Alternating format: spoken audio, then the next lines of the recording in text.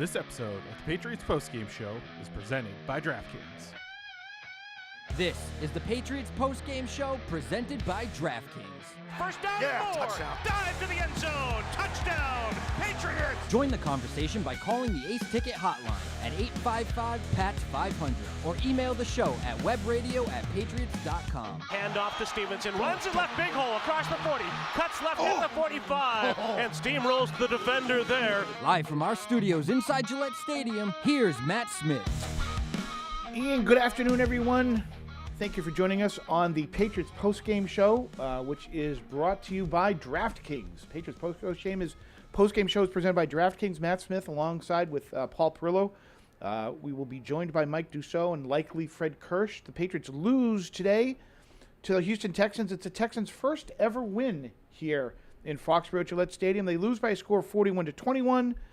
Paul, I have a feeling that most of the conversation will be generated not really about the outcome today, but by the player quarterback. Give me an instant analysis, please, sir. I couldn't agree with you more. I would expect to see 2 hours of talk about the quarterback, not necessarily the game.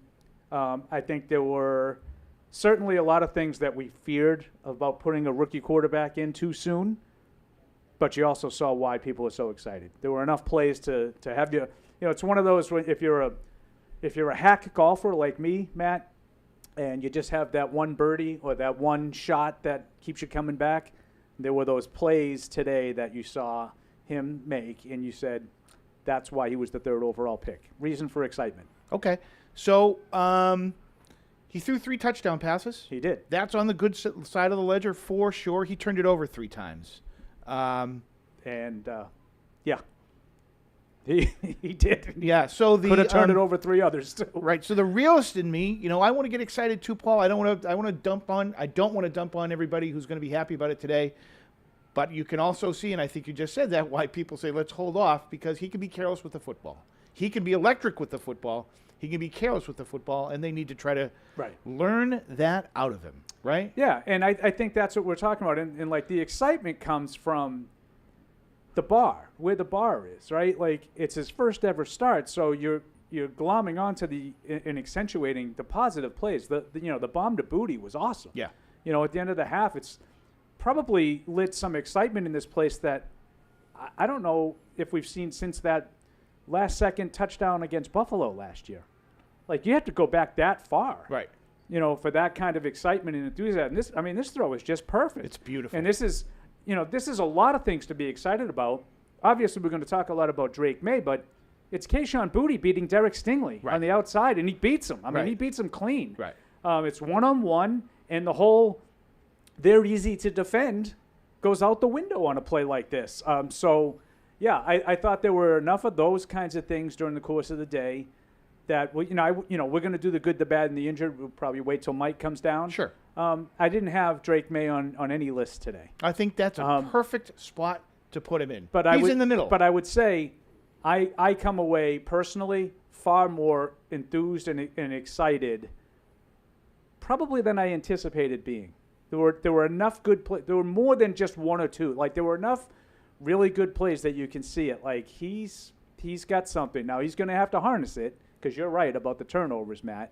But yeah, I came away pretty excited about some of the things that I saw. Just one thing to point out on the touchdown to Boutte too, Paul, and Maye said it as they were going into the locker room at halftime, on an offensive line that you can't even call it patchwork anymore. It's so discombobulated. But he had a clean pocket on that play, one of the rare times he did in the game, and they took advantage of it, which was really nice to see. So the whole operation of that play, and that's what's going to happen. It was a professional football play. And you're right, but that's what's going to happen. They're going to see a lot of pressure because teams are going to look at it and say that they can't protect, and they're going to come after you. Houston really came after him in the first half and made him real uncomfortable. Yeah. It looked like I thought he showed some poise in spite of all that, Paul. He didn't look flustered. He didn't look. That one, I'm not as convinced on that. I thought there were times he kind of looked exactly the way you would expect. Deer in the head. You didn't. Well, see running around. I thought he, sort of missing some up. Not necessarily the opportunities, but like, kind of looking at the rush a little bit. again, things that I would absolutely expect in the first In start. the first start. Like Mac Jones, I remember like one of the first passes, it might have been the first pass he attempted as a pro. He threw the ball backwards. So like these things happen to young quarterbacks. Like I said, I come away, I'm not being blind. I'm not trying to be like, this is sunshine with Pat Patriots. Patriot. I'm not trying to do that. I saw the things that people are worried about. But I saw enough things that I'm excited about that I'm accentuating those today. Okay, Mike Dussault joins us now. Mike, instant analysis. The Patriots lose 41-21, but as I said to Paul when we started, I don't think many people are going to be talking about the game in this post-game show. I think it's going to be reserved for the quarterback. Yeah, I would echo some of what Paul said. I think that there's the foundation of an actual NFL offense out there, or, at least an NFL quarterback. Some of the throws that he made were, like we talked about this summer. You see the arm strength. I mean, the impressive throw on the touchdown. That's encouraging. But end of the day, the turnovers, the mistakes, the untimely plays by the defense, where just a weird kind of day where they're pretty stout against the run, and then a couple big touchdown runs really hurt them. So inconsistent on that side of the ball. I was just really frustrated by the start in the third quarter. You felt good. You kind of ended well. It's all of a sudden it's 14-7. I mean, it felt like it should have been maybe 28-7, but somehow you get out of that first half 14-7, and to go out, they missed the face mask. Boom, it's 21-7, just like that. That's just really, really hard to overcome when you have 4 turnovers like that. But like I said, I think you have there's a little bit of a spark there, and something that I don't know if I would have said it back in 2021 with that offense, where it just felt like, even in success, sometimes it felt like this is going to be a grind. It's always got to be perfect. They got a ways to go, but there's a little bit there, and I think that kid's going to make this season, more exciting, more interesting to watch for sure. Okay, so Paul says he's excited. Matt says he's excited. Mike says he's excited. They're 1-5. I think this is a tough spot for the coach and the coaching staff to be in, because I think you're going to hear and see some general enthusiasm around this team. They lost by 20, and deservedly so, because they were careless with the football. Yep. When I stopped keeping track, it was 9 penalties for 50 yards. Oh, boy. More sloppy football play. How do you balance the fact that your team's not good enough to shoot yourself in the foot all the time with the fact that you might have found something in the quarterback? Yeah, I mean, you just have to accept that it's going to take time, and I think that's what's on display. We knew that coming into the season. I think it's harder to swallow that when you're watching a veteran quarterback who isn't the rookie going out there, and, So we're 0-1 with Drake Maye, and I think if you look at it that way, I would say right now, like, my bigger concern is just like the defense is so up and down. It just goes from, they can't get anything right to then they force a couple punts, and it's hard to really feel like the defense has any kind of consistency. I thought, because I that's a great point, Mike. Because I thought there were I wouldn't say this was a great defensive game, but they were also put in some tough spots and handled some of them reasonably well. 17 points off for turnovers. You can't like sort of overlook the first drive.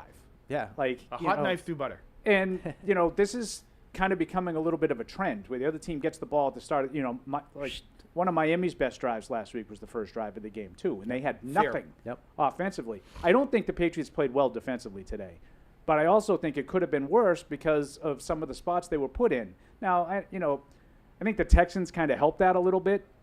I think Stroud missed an easy touchdown to Dalton Schultz in the end zone and was late and short on the throw, and that caused Schultz to not catch it. I mean, he had 2 hands on it. He's got to catch it. He didn't.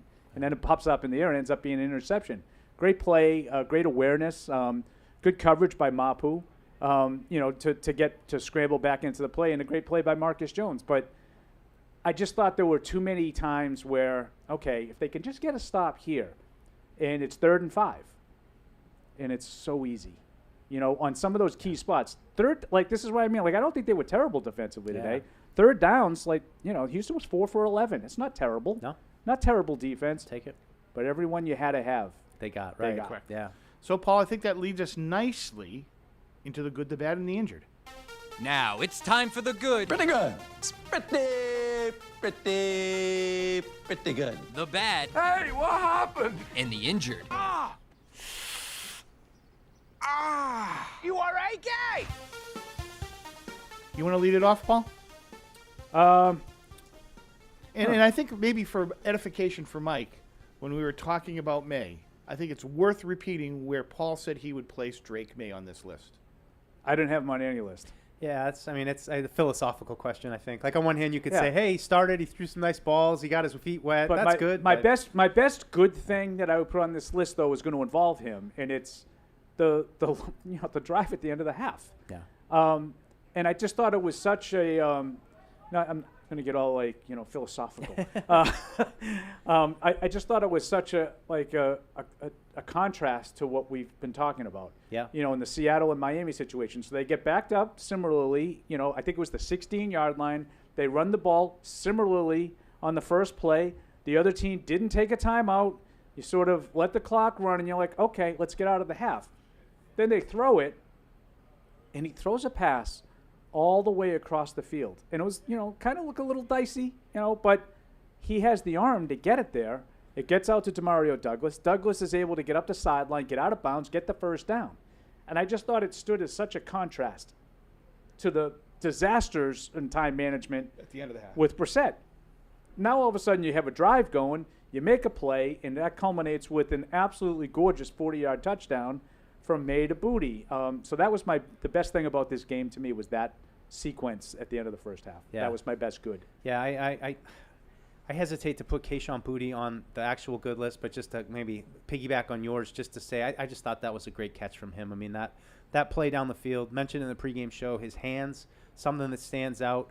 I mean, Maye threw that ball. They were even. I thought the way he threw that ball with anticipation, really struggling with the goods and the bads. But watch it right here. Yeah. Like he I'd gets say more by good Stingley, throw. perfect. He's got to catch that ball. Oh, it's a Right perfect there. throw. Right, Like, it's a great throw. But I, like Mike, before you came down, I was like, this is like runs the gamut of the things that if you're a Patriots fan that you're really excited about, because it's not just Drake Maye coming in and doing something. He's throwing the ball to a second-year receiver too, who beats a really good cornerback. Yep.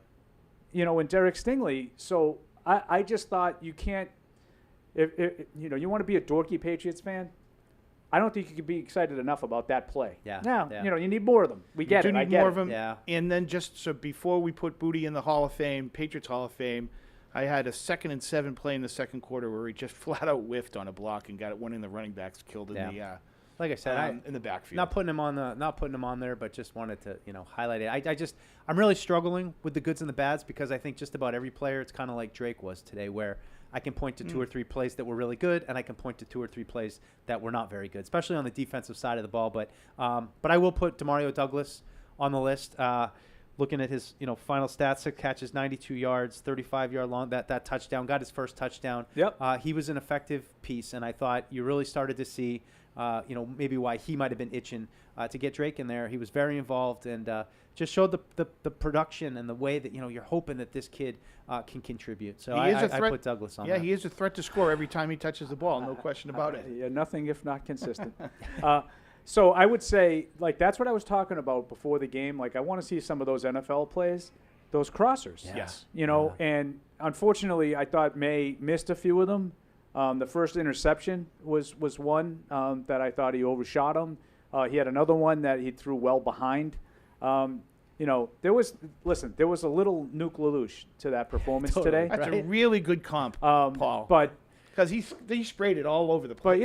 But I just like those crossers to Douglas. I was joking with Freddie. I was like, that's the guy that you guys have been telling me about that for 2 years. That's the first time I saw it. Yeah. Like, he torched that guy on the touchdown off the line of scrimmage. It was not even competitive.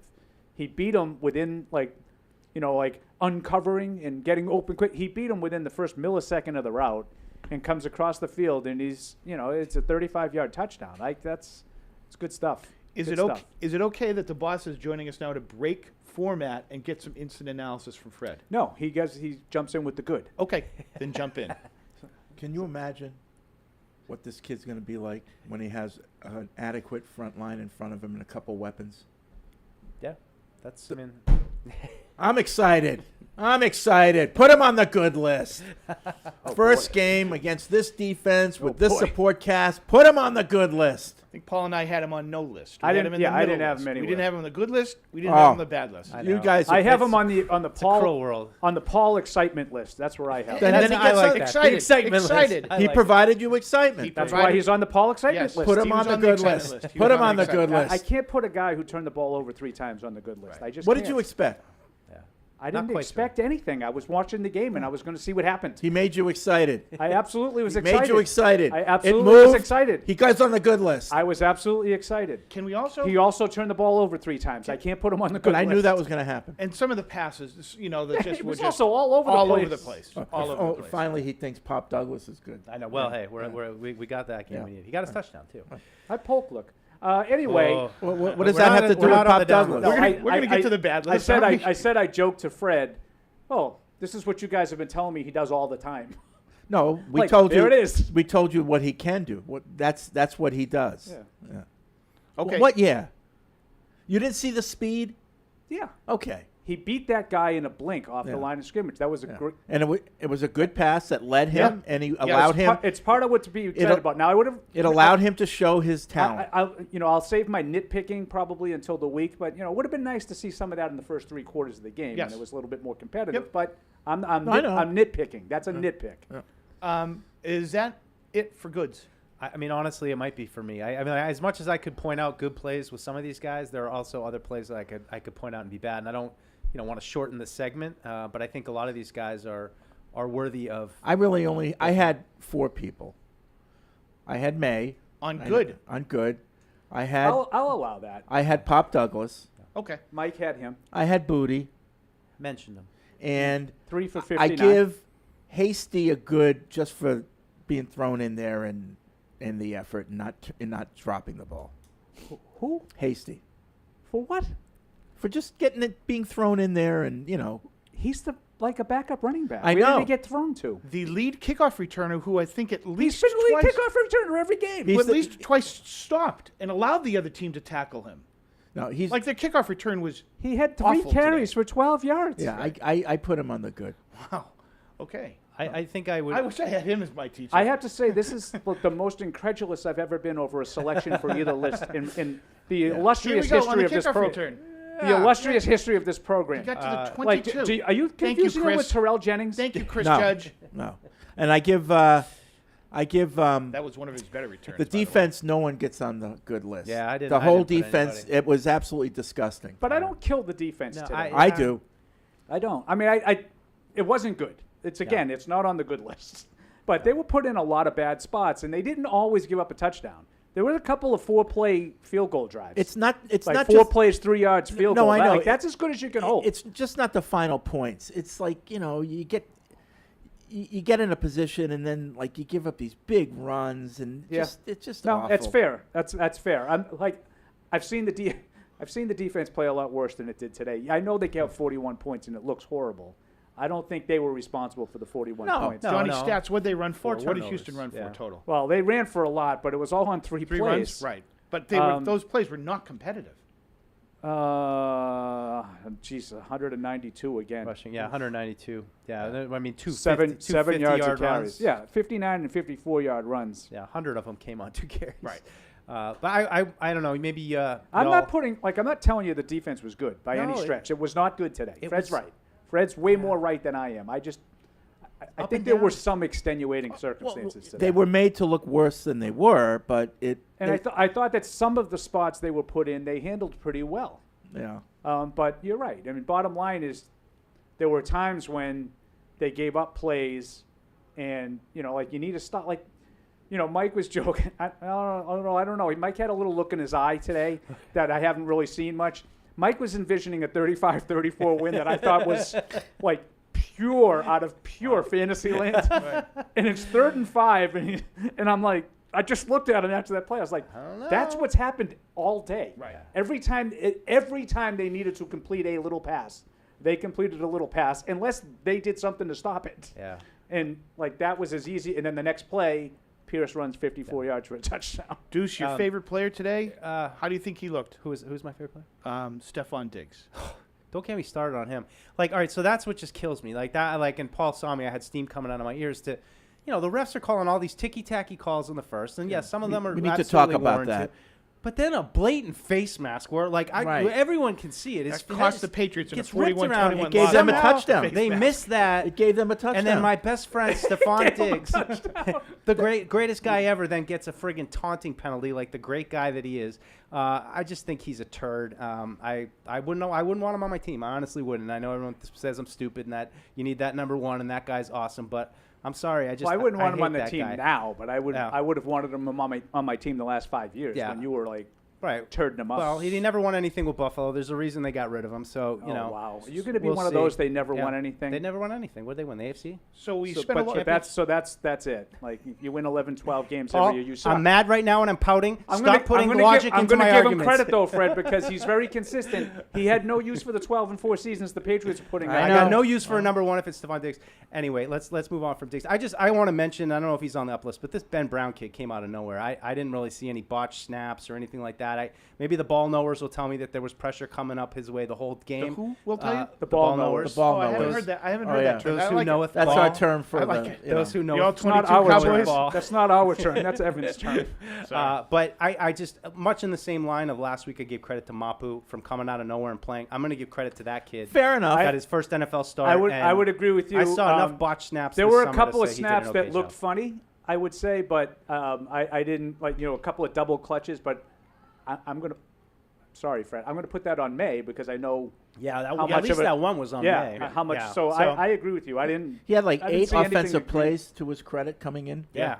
So that's I don't know exactly how well he played. He might have given up a few pressures, but I mean all the sacks were from the edges as they have been, and Vidarian Lowe went out again, and the other guy had to step in. So it's they're just getting really killed on the offensive line this year. I brought up Diggs, number one, to get under your skin, but number two, to bring up Christian Gonzalez. Yeah. Okay, and I know it wasn't apples to apples comparison, and we don't know what the coverages were. Were they playing man? Were they, what were they doing? Were they showing man and going back into zone? Some of those big ones were man. Yeah, not good enough. Not good enough. On that first drive, there was like 3 in a row. Right. No, not good enough. And I'd put Marcus Jones on Tank Dell right next to him. I think both those guys, Dell and Diggs won those matchups. And I thought Jonathan Jones struggled too. I agree with you. I thought the secondary as a whole was. And Jonathan Jones kind of in and out. Not sure why. Marco Wilson was in for him. And in fairness, Marcus Jones on the injury report this week with a groin issue. So he's fighting hurt a little bit, but just it wasn't good enough. That's we a talked good about point. it. Maybe that's why they don't put him back on kicks. Yeah, that's a good point, Mike, about Marcus Jones. But yeah, I agree. The secondary wasn't good enough today. You had no Nico Collins that should have given you, a leg up, and those other two guys were open all day. And it wasn't huge numbers, but the reason it wasn't huge numbers is because of the field position. They kept taking over, and so you can only get to the end zone. Right. Yeah. Mike, your other favorite player, I have a feeling, is going to wind up on your bad list today. Polk. Yeah. No, yeah. I just he had a tough day for game. the rookie. Bad drops. Mike was really mad at him at one point. Disappointed. I had a different version of Mike today in the press box. It was kind of fun. I'm not going to lie. No, I was a little fired up. I mean, look, why? Because Drake Maye made me excited enough to care, and that's why. Like, when it's Jacoby Brissett out there, and this offense isn't really something you're going to build around. And you just want guys to support the rookie quarterback, and you're seeing right here some of the, just surprising drops, uncharacteristic drops. Right through the wickets. That's a play that Jalen Polk, I've seen him catch, already a dozen times in between training camp and the early part of the season. But like, what is that? Did you see that one at the end? I mean, just incredibly, disappointing from him. Again, trying to support the rookie quarterback. I'm more than anything, I'm surprised. Because I thought, not to say that he would have put up the same production that we got out of Douglas today, but I would have expected a similar kind of performance where he said, hey, this is the guy I've been working with all summer. I'm going to support him. I'm sure Jalen Polk's probably in there feeling sick right now himself for the way he played. Is it in his head? We'll see. I mean, he's a rookie. It's first game. No, but he might be fighting it a little bit. This is off the top of my head, so I don't know if this is exactly right, but it's close. I believe he was targeted 4 times today. He had 1 catch. Yeah, that's right. So that wasn't the part that was off the top of my head. I think that gives him 17 targets in the last 3 games and 5 catches. Yeah, and I think he had 3 for 7 against San Francisco, 1 for 6 last week, and 1 for 4 today. And there was another one that he was targeted on that he didn't catch that was overturned for a penalty when the kid for Houston got the hands to the face. So that doesn't count. he was, similarly blanketed on that play too. So maybe he's, struggling a little bit. I know it's a little early for the rookie wall kind of stuff, but No, but it's because I agree with Mike. Those catches that he dropped today, those 2 passes, he literally caught every one of those. Yeah. In training camp and so far, like That's what's anything weird. that he's gotten his hands on, he's caught. Yeah, so something. that was atypical of That's him why today. I was wondering. kind of like if it's in his narrative head. busting. Like it's like, you have this impression of a guy of, all right, he's not going to be the downfield speed guy, but like he's going to be a consistent hands guy, and he hasn't been that the last few games. He's got to turn it around. They need him. Host Matt, I do think that we need Host to Matt. devote some time of this show just really breaking down Maye's day. I mean, really, honestly, and just I have a feeling the next hour and 45 minutes is going to be all Drake Maye. Yeah. The first thing I said out of the chute, Boss Fred, is they lose 41-21. I don't think we're going to be talking about the game. No, I think this is. We should really talk about, what we saw that we like, what we saw that he needs to work on. Right. Yeah, So I want to bring up 2 other things. I think Fred's right. I agree. And I'll just say, like, real quick, 3 third down penalties in, like, the first 15 minutes and 4 seconds on failed third downs. 3 third down penalties on failed third downs for the defense today. You get a penalty on the opening kickoff by the guy coming off of PUP, moving too soon, Sione Takitaki. Just another day of sloppiness Terrible. with penalties. Well, you guys haven't heard the coach yet, but wait till you hear him. Okay, good. Now that might excite me. That's a now tease. that might you excite already me. heard May? Yeah. No, yeah. I mean, Mayo. Mayo. Yeah. That might Mayo. excite me. I didn't hear all of it, but I heard his opening remarks. Oh. Yeah. Yeah. I don't know That- what he's doing with a that red excites cutoff me. hoodie too. That was just a throwback to a headache that I All right, didn't so what are the need. 2 things you Two want other to say, things I Matt? just want to bring up. Is it kicking a guy when it's down? I'm not saying that he has to be on the list. Austin Hooper, like a guy's just trying to make a play too much. Like you can't give it up there. You know? No, it's just that's- more sloppiness. It's a bad fumble. It's a bad you know? fumble. Yeah. And I guess I'm going to say maybe credit to the Houston Advanced Scouting staff. Like they wanted the Patriots to field the ball on kick returns, and you know what? They covered. They did a Yeah, really good job. I believe of they coverage. had one back to the 30. Now I don't know if they do that all year. If that's their thing. They want to try to get you inside the 30. But that's the first game that I've seen, and I'm not talking about Patriots game. That's the first game that I've seen that's been the case. A team went into the game and they said, With a game plan. We're going to kick it and make them return it, and we're going to cover it every time. Yeah. I haven't seen a game like that yet. And they did. And they I did a really I think good he job. got to the 30 once. I think maybe the second kick of the game he got to the 30. Every other one. Hasty? I don't know if it was hasty. Yeah, That's this one his right best here. return. Right That's there. the one that got to the 30. Yeah. That was it. He wiped out the Gatorade bucket, or somebody wiped out the Gatorade bucket. But this Every is, other one he was Stops. hard pressed to get to the 25. Yeah. Their coverage was outstanding. Yeah. Houston's coverage was excellent. The whole Okay, game. so we've handled the good, we've handled the bad. From an injury standpoint, it wasn't like last week. They didn't come out clean. Lowe got, was it friendly fire that got Vidarian Lowe? Yeah, it just got twisted up like, in the pass rush. He was on the ground. Actually, no, I'm thinking of Jordan. I'm sorry. I didn't see the low one. It was an ankle, but he's been banged up a lot. It's Geez, unbelievable. that guy. It's he the seems same he's in. injury, though, right? Is The it? ankle? Isn't that the I don't know, thing he had an that he's been oblique at dealing some with? point, and then he was back. got out an with oblique? ankle. Well, that was a couple weeks on the oblique. I think was a couple weeks ago. So he just, he gets banged up a lot. I think that's what we're kind of finding out with him. And as much as they wanted that continuity, we came into this game. I mean, I think we probably spent the first hour and a half of the pregame show talking about, hey, they finally have some off. And then it was like, wait, Ben Brown's at center, and then it was like, oh, Vidarian Lowe's out, and then Michael Jordan went out briefly. He did come back, which was a good sign. Mapu went out with a neck, which He was back Paul pretty quick. astutely He was called back pretty probably a quickly. stinger. Yep. Which is always I ruled fun. that a stinger from afar. And I Yeah. believe I channeled my inner Brian Morey. Yeah, that's it. He's done. right. What about, did Gibson go out? He took a shot along the sideline So and never he- saw him again. He got. I think he may have, Matt. I don't think they never announced anything for him, but there was a point where all of a sudden He I took don't a know- beating today. I don't know if they just decided we don't need to give him any more hits, or if he was dealing with something. Because Good point. He took Fred's a beating. right. What did he? 13 for 19. Like he did not have a chance. Yeah. Today. Yeah. Okay, so we got through the good, the bad, and the injured. Why don't we regroup? And as the boss man suggested, let's get into dissect and analyze Drake Maye. When we return, you're listening and watching to the Patriots postgame show presented by DraftKings. Without good blocking, your team's not going anywhere. Cisco blocks cyber attacks for customers around the world, including the entire Fortune 100 and the NFL. Because when the game is on the line, and it's always on the line, the NFL relies on Cisco. It ain't my dad's razor, Dad. Hey, watch it. It's from Gillette Labs. This green bar releases trapped hairs from my face. Game changer. While the Flex Disc contours to it, so the 5 blades can get virtually every hair in one stroke. For the ultimate Gillette shaving experience, The best the man can get is Gillette Labs. By the time this Patriots fan is finished drinking his Pepsi, you'll be 15 seconds closer to game time. Patriots watching. Better with Pepsi.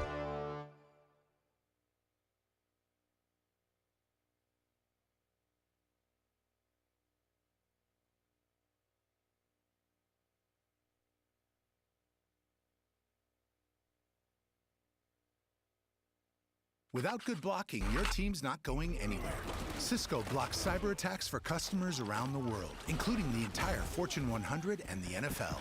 Because when the game is on the line, and it's always on the line, the NFL relies on Cisco. It ain't my dad's razor, Dad. Hey, watch it. It's from Gillette Labs. This green bar releases trapped hairs from my face. Game changer. While the Flex Disc contours to it, so the 5 blades can get virtually every hair in one stroke. For the ultimate Gillette shaving experience, The best the man can get is Gillette Labs. By the time this Patriots fan is finished drinking his Pepsi, you'll be 15 seconds closer to game time. Patriots watching. Better with Pepsi. You've got to watch your NFL team every Sunday, and Verizon's got you covered for all your...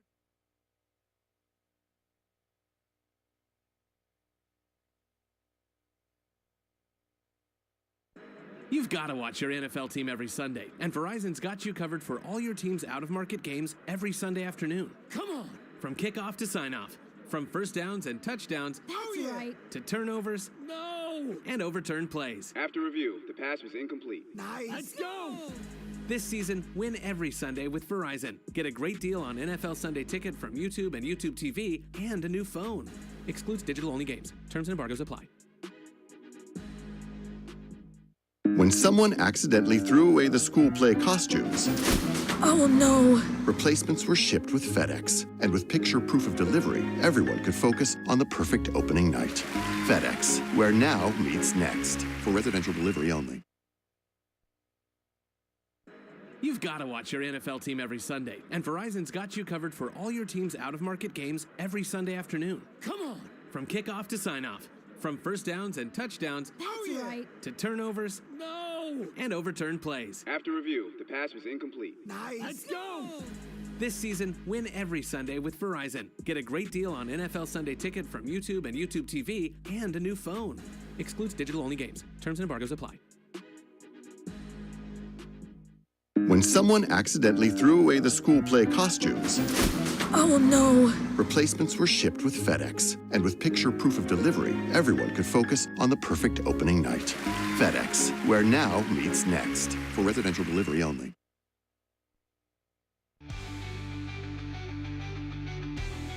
Join the conversation by calling into the TPX hotline at 855-PATS-500 or email the show at podcast@patriots.com.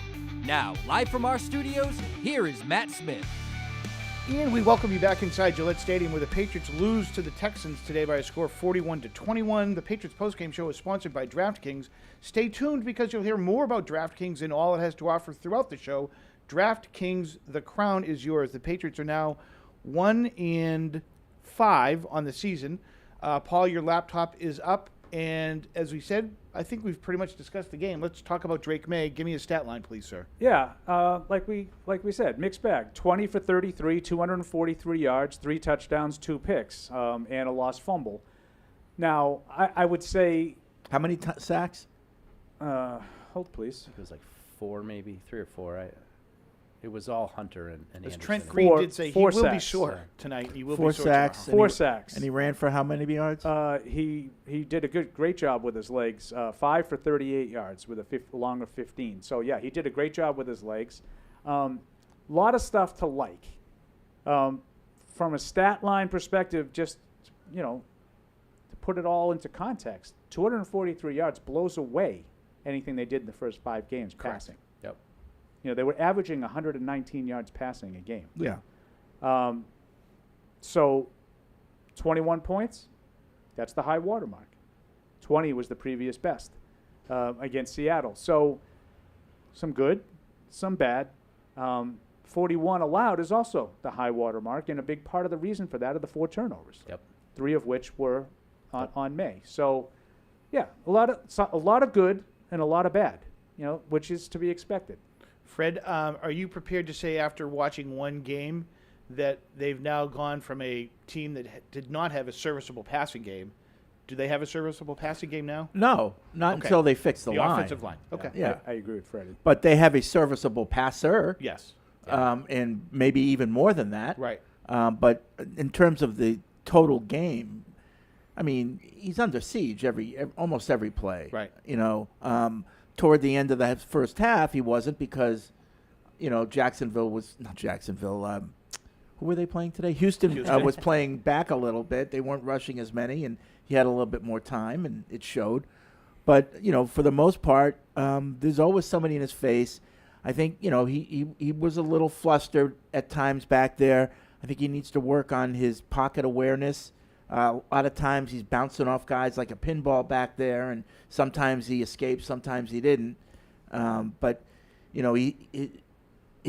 his pocket awareness and of what's going around him needs to be improved.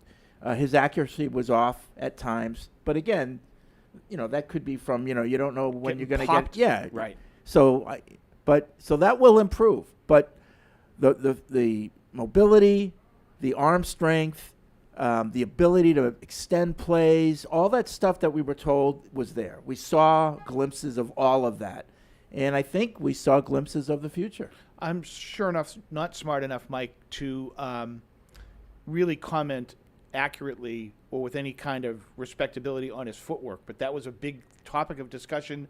Draft, after the draft, in training camp. Did you see anything in his footwork that would make you think it's improved if it wasn't very good or still needs work as far as his footwork is concerned? No, I mean, nothing. You gotta watch the film, Matt. Yeah, I figured I knew that was we got to take to the tape for that one. But I just echo, what Fred said. I think my expectations, this was a little bit on like steroids. Like I felt like he'll throw a touchdown, but he's going to turn one over. I didn't expect he's going to throw 3 touchdowns. He's going to have 3 turnovers.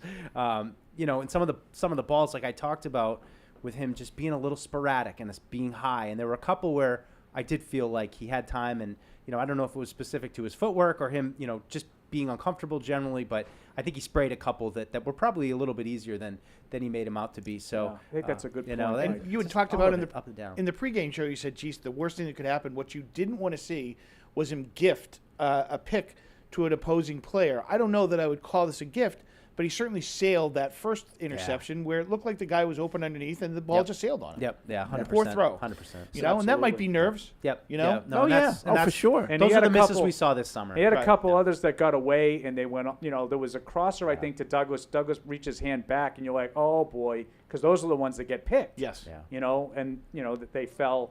Yeah, there was a lot. He sprayed it around. Yeah. He was all over the fairway today. But it's like you can throw a 40-yard dime that drops right into Booty, but the throw to Booty was perfect. 10-yard crosser, it was a little, So I just think that's youth, and he'll get those things as he gets more calm. So here's the thing. Here's the challenge to the coaching staff right now. I wonder if it's the same one that I said, Fred, before you get in. Well, you got 11 games left.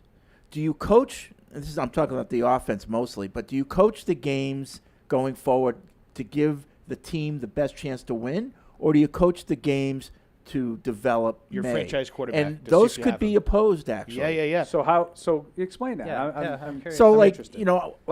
I want to see them run an offense in plays that will test Maye, that will test his limits, that will see what he can do. And the results be damned. If he has another game where he turns it over 3 times, and I don't care. But I want to see play calling that accentuates the talents that we think he has. So where would you put today's play calling in that regard? I thought they put more on his plate than I was anticipating. Same here. Well, no, but I think they got behind so early that they had to throw. Yeah. But what happens if it's close? Do they keep it close to the vest? And I know that a lot of people are going to fixate on the opening drive. Houston goes right down the field, 7-0, they come out, run, 3rd and long. And I get it. Like, that's what they did. But I thought, for the most part, they treated it like a regular. Yeah. He's just a regular quarterback, not a quarterback making his first start. No, I didn't really I see. agree- I agree I with- didn't see a lot of training wheels. I agree with that, but will they do that going forward? Yeah. Yeah. No, it's an interesting point. Yeah. We shall see, because the 1-5 New England Patriots Listen, 12-5 is still on the table. There you go, Freddie. go to London. He's back. All we had to do was make a quarterback change. The question He's is, back. the question is, how do they think they can get those 12 wins? The TPX hotline is 855-PATS-500. You can reach us via electronic mail with podcast@patriots.com. Cameron is up first and has been waiting patiently. Good afternoon, Cameron. You are first on the Patriots postgame show. Hi, Cameron. Hey there, guys. Just a couple things I want to kind of rattle off to you. I thought the defense was terrible, especially on third down defense. I understand they went 4 for 11, but in situations where they really needed to stop 2 pass interference, I thought was unnecessary. And you make a good point, because completely those don't count in the 4 for 11. That's like 6 for. I mean, those are conversions that don't count in the stats. Sure, the fans love the first one. Well, correct. I just mean, yeah, you're right. I mean, either way, like in situations where we could have splashed, should have had stops, I thought that the coverage were terrible. Yeah, Those I agree. 2 pass interferences were super bad. I thought Drake Maye. I'm definitely encouraged by the way he played. Obviously, there were some ups, there were some downs, but I thought for the most part, I'm encouraged by what I saw. I thought Antonio Gibson kind of proved to me that he was not an every down back. I thought his juking and jiving to keep it simple was discouraging. I'll say I was not encouraged at all by the way he ran. But that's pretty much it. No question, just a kind of couple things. No questions, just a comment. Okay. I don't think Gibson had much of a shot. Thank you, today, Cameron. to be Appreciate honest it. with you. Pinballing up the middle. And I thought he was getting hit immediately. Oh, yeah. A And the lot. one they held him up low, and then another guy came high, and he's just like, I thought he was going to break his back. Let's go next to Nelson in Los Angeles. Nelson, you're next on the Patriots postgame show. Are you excited, Nelson, after watching Drake Maye today, sir? Mira la luz. That means look at the light. That means we got something going on. That should have started him before we played the Jets. He would have been better in this game. Sure. I would have started 3 weeks ago. Week 1, we would have won this game if he had started week 1. We'll see. Well, We'll I don't see, know because about I think as long as he's healthy, he's going to start the rest of them. Yeah. I think I see potential in that guy. I see a lot of potential that the other quarterback didn't have. Yeah. And one more thing, the fucking excuse me. Do we drop that? We usually do. Generally, yeah, do. usually. All right. You know, like when it happens once, We you put him know. on probation, and then Yeah. they go to by the Fox way, Field shame. By the way, he played the whole game. I think I looked at the injuries. I think he's still alive, Drake Maye. I think he survived. I don't know if I would hold off on your victory lap until the injury report comes out next week. I'm going to tell you right now, he going to be on it. I don't think he's. Oh, you think so? Oh yeah. I don't think he's ruined. Right arm? No. The ruined thing is where I jump on board. He took a lot of big hits today. Oh, yeah. And he was slow getting up a lot today. Yeah. Yep. Yeah, but there was but one it's called football. Yeah. I'm with Fred's premise here. I mean, we talk like we were sending him out, in World War I to the front line with a rifle and a bayonet. It's like, here you go, kid. Go fight the Germans. So this the play that Lowe gets hurt on as well? As he goes down, does he get on the back right there? On the right ankle. I think he lands right on Lowe's ankle. Good call there, Paul. Hope says Cynthia, who says, yes, we lost, but how many people thought we'd score 21 points? Imagine that's now the barometer. Well, I mean, we were messy and we still had unnecessary penalties, capital letters, but there are things we can clean up. Drake made moves with his legs. Pop Douglas showed up. Remember, this is a game we weren't expected to do well in, let alone win. We showed up and we showed that we don't give up. We can do better next game. I just Pats. want to That's caution, Cynthia. the offense wasn't really any better today. Overall, there were pass plays that were better than anything we've seen. Yeah. The offense, and I know that they all count, and I said at the beginning of the show, I think, Mike, even before you came down, When Jacoby Brissett was the quarterback, we didn't get garbage touchdowns at the end of the game when the games were over. We got one today. Big deal. Like, whatever. They didn't really do much offensively for a long time in this game. No, I was just going to highlight the touchdown throw and the 35-yarder and pop, which is you just don't see those explosive plays around here. It's been a long time since you've seen those two kind of those plays. Those are the plays I'm focusing on because we haven't had any. Yeah, I know. That's what we were talking about. When was the last time a 40 yards in the air pass into the end zone? I mean, I don't know if we ever saw that. Mike, with, you and I like Matt. to talk about, like, what can we bring forward? What's sustainable, right? Yeah. Well, Drake Maye running around for a few minutes, looking like he's going to run, then all of a sudden stopping just before the line of scrimmage and finding a wide open Hunter. Like, that's probably not a play that's going to happen a lot. But those are the off-platform plays that Drake Maye can make that Jacoby Brissett couldn't. Off-platform. I love it. The future from Dean in Liverpool in the UK. Wonder if he'll be at the game next week. No, it wasn't perfect, but it was filled with moments to give us optimism moving forward. That Drake Maye is our future, and we should build the team around him. Imagine this kid with protection and just one outstanding receiver. Drake Maye is the future.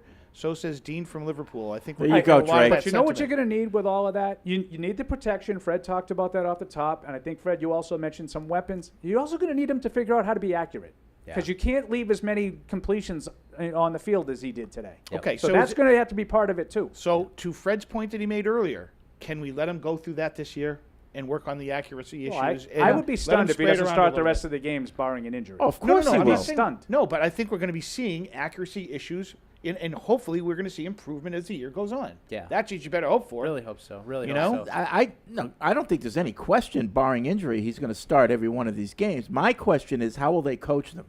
Will they, we're a running team, and go that way, or will they let this kid air it out? Yeah. You go ahead, Matt. Well, I was just let's make a couple of assumptions here. It's a winnable game next week. Can we all agree on that? Yeah. Sure. Okay. Yeah. Let's assume it's certainly winnable. Yeah. Let's say that Stevenson comes back next week. What if they find themselves in a low-scoring game, like a tractor pull 13-10, 13-all game? Do you owe it to them, to these guys who are giving their sweat and their tears? We got to win the game. It's a fair question. To protect the game, Fred don't says, turn it over. No, throw the ball. No, it's a fair question. Like, that's why I'm saying it's a tough thing because I think so. There's a lot of other guys on this team too. It's not just Drake Maye, and they want to win. Yeah, they want to win. I just think that this offense, for so long, you felt like they're dead in the water if they get down by 2 scores, and just to see a couple throws down the field that makes you think that this kid could lead an offense that has some explosive potential. Like, to me, that means so much in this NFL. You cannot compete on the narrow road to victory that we hammer year in and year out the last 3 years about. You get down by 14, you're dead. Let's break down the picks. Oh, what do you got? Was that for me? That was a great Mike Dussault rant. I love that. Wow. Thank you. Let's break down the picks. The first one was terrible. Yeah, that he just both of them sailed it. Both of them weren't good. The first one was terrible. The second one, you can't have that pass. You mean the get tip? batted. Yeah. He's got to recognize it. I blame knockdowns at the line on the quarterback. Yeah. Well, I also would blame. I think it was Jacobs. I think that needs to be a cut block. Yeah. I mean, I'm not. Yep. There's the video. Amos Alonso Stagg. He's got good time. It just sails it. Yeah, that's a terrible throw. That one's a terrible throw, and he had others kind of like that landed harmlessly today. I love on the tackle though. Paul was in the thing. No, Drake. No. The whole time I saw him run, I was like, no, get out of there, get out of there. Great. Separates the shoulder on a tackle. Right. Bright future from Houston. Drake Maye showed a lot of promise today. Some issues to be solved for sure, but maybe the best rookie debut for a quarterback in Pat's history. Very excited for what's to come, at least for the offense. Like, what did we watch? What did I miss? Well, first of all, was there better one? Better debut by a quarterback rookie. Like, forget that it was his debut. We haven't had one in a long, long time. Right. Well, since Drew Brees. 3 years ago. Oh, Lordy. Oh, I guess Mac Jones was a rookie. I forget about him. Oh, wow. I kind of washed him out of my Jameson memory. He's gone I from mean, my... Bailey, do you remember Bailey Zappi's first start? I mean, Bailey Zappi's first start was better than that. I mean, I'm just saying, it was. Right? The Detroit game?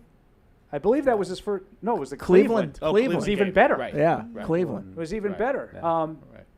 He wasn't a rookie, though. There was, like, you guys aren't going to do this to me. You guys are going to go so over the top, and you're going to get me to be negative. I don't want to do it because I'm too excited about the booty throw, the Douglas throw. Like, that's what I'm going to focus on.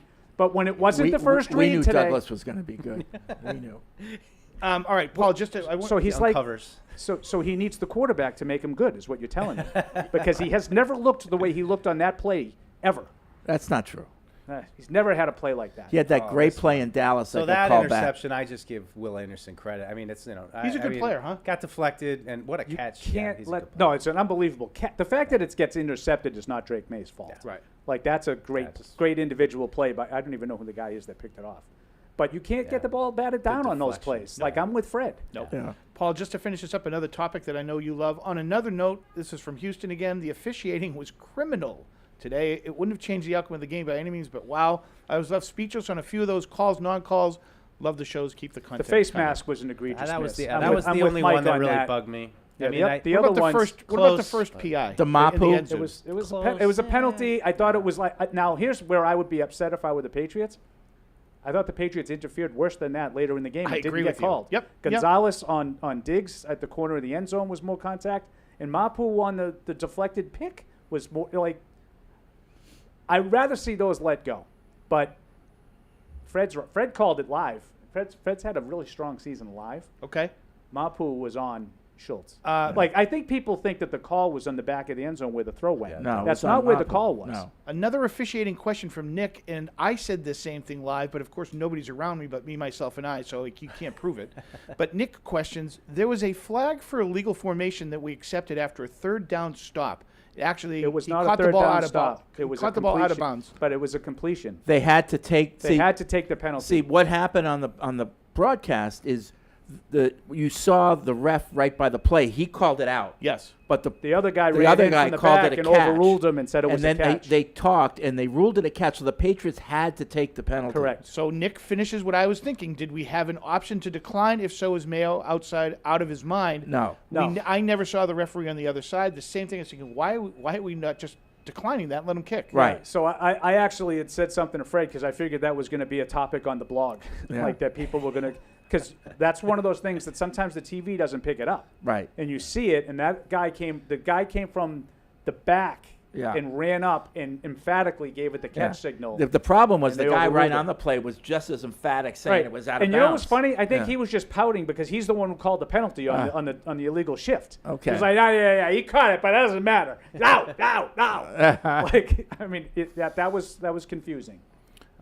Dave in Maine writes, an exciting loss. Wow, those are words shouldn't be in the same sentence. This is where I have to this is what I mean. I'm going to end up getting negative in a place where I don't want to. Yep. This was not anywhere near as good as some of these people are making it out to be. Right. Dave writes, I'm not a moral victory guy, again in caps. And that was nothing close to one. But this is the best I've felt after a loss ever.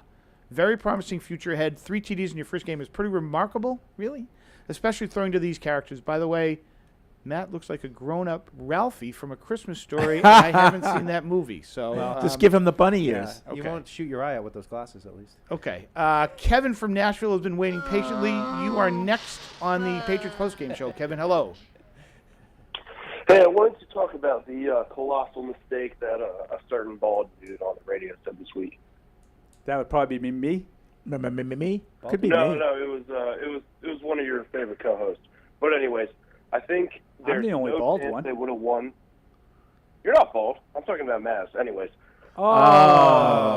Yes, Just I am refer bald, to by the the way. other shows. What did Matt say? I'm please, sorry. Kevin. The other shows. One of Paul's other he shows. called starting Drake Maye a colossal mistake. Loudly, screaming. Honestly, I don't see how that would be the case because he got some of his rookie jitters out. Yeah. There's no chance they're winning that game with Brissett.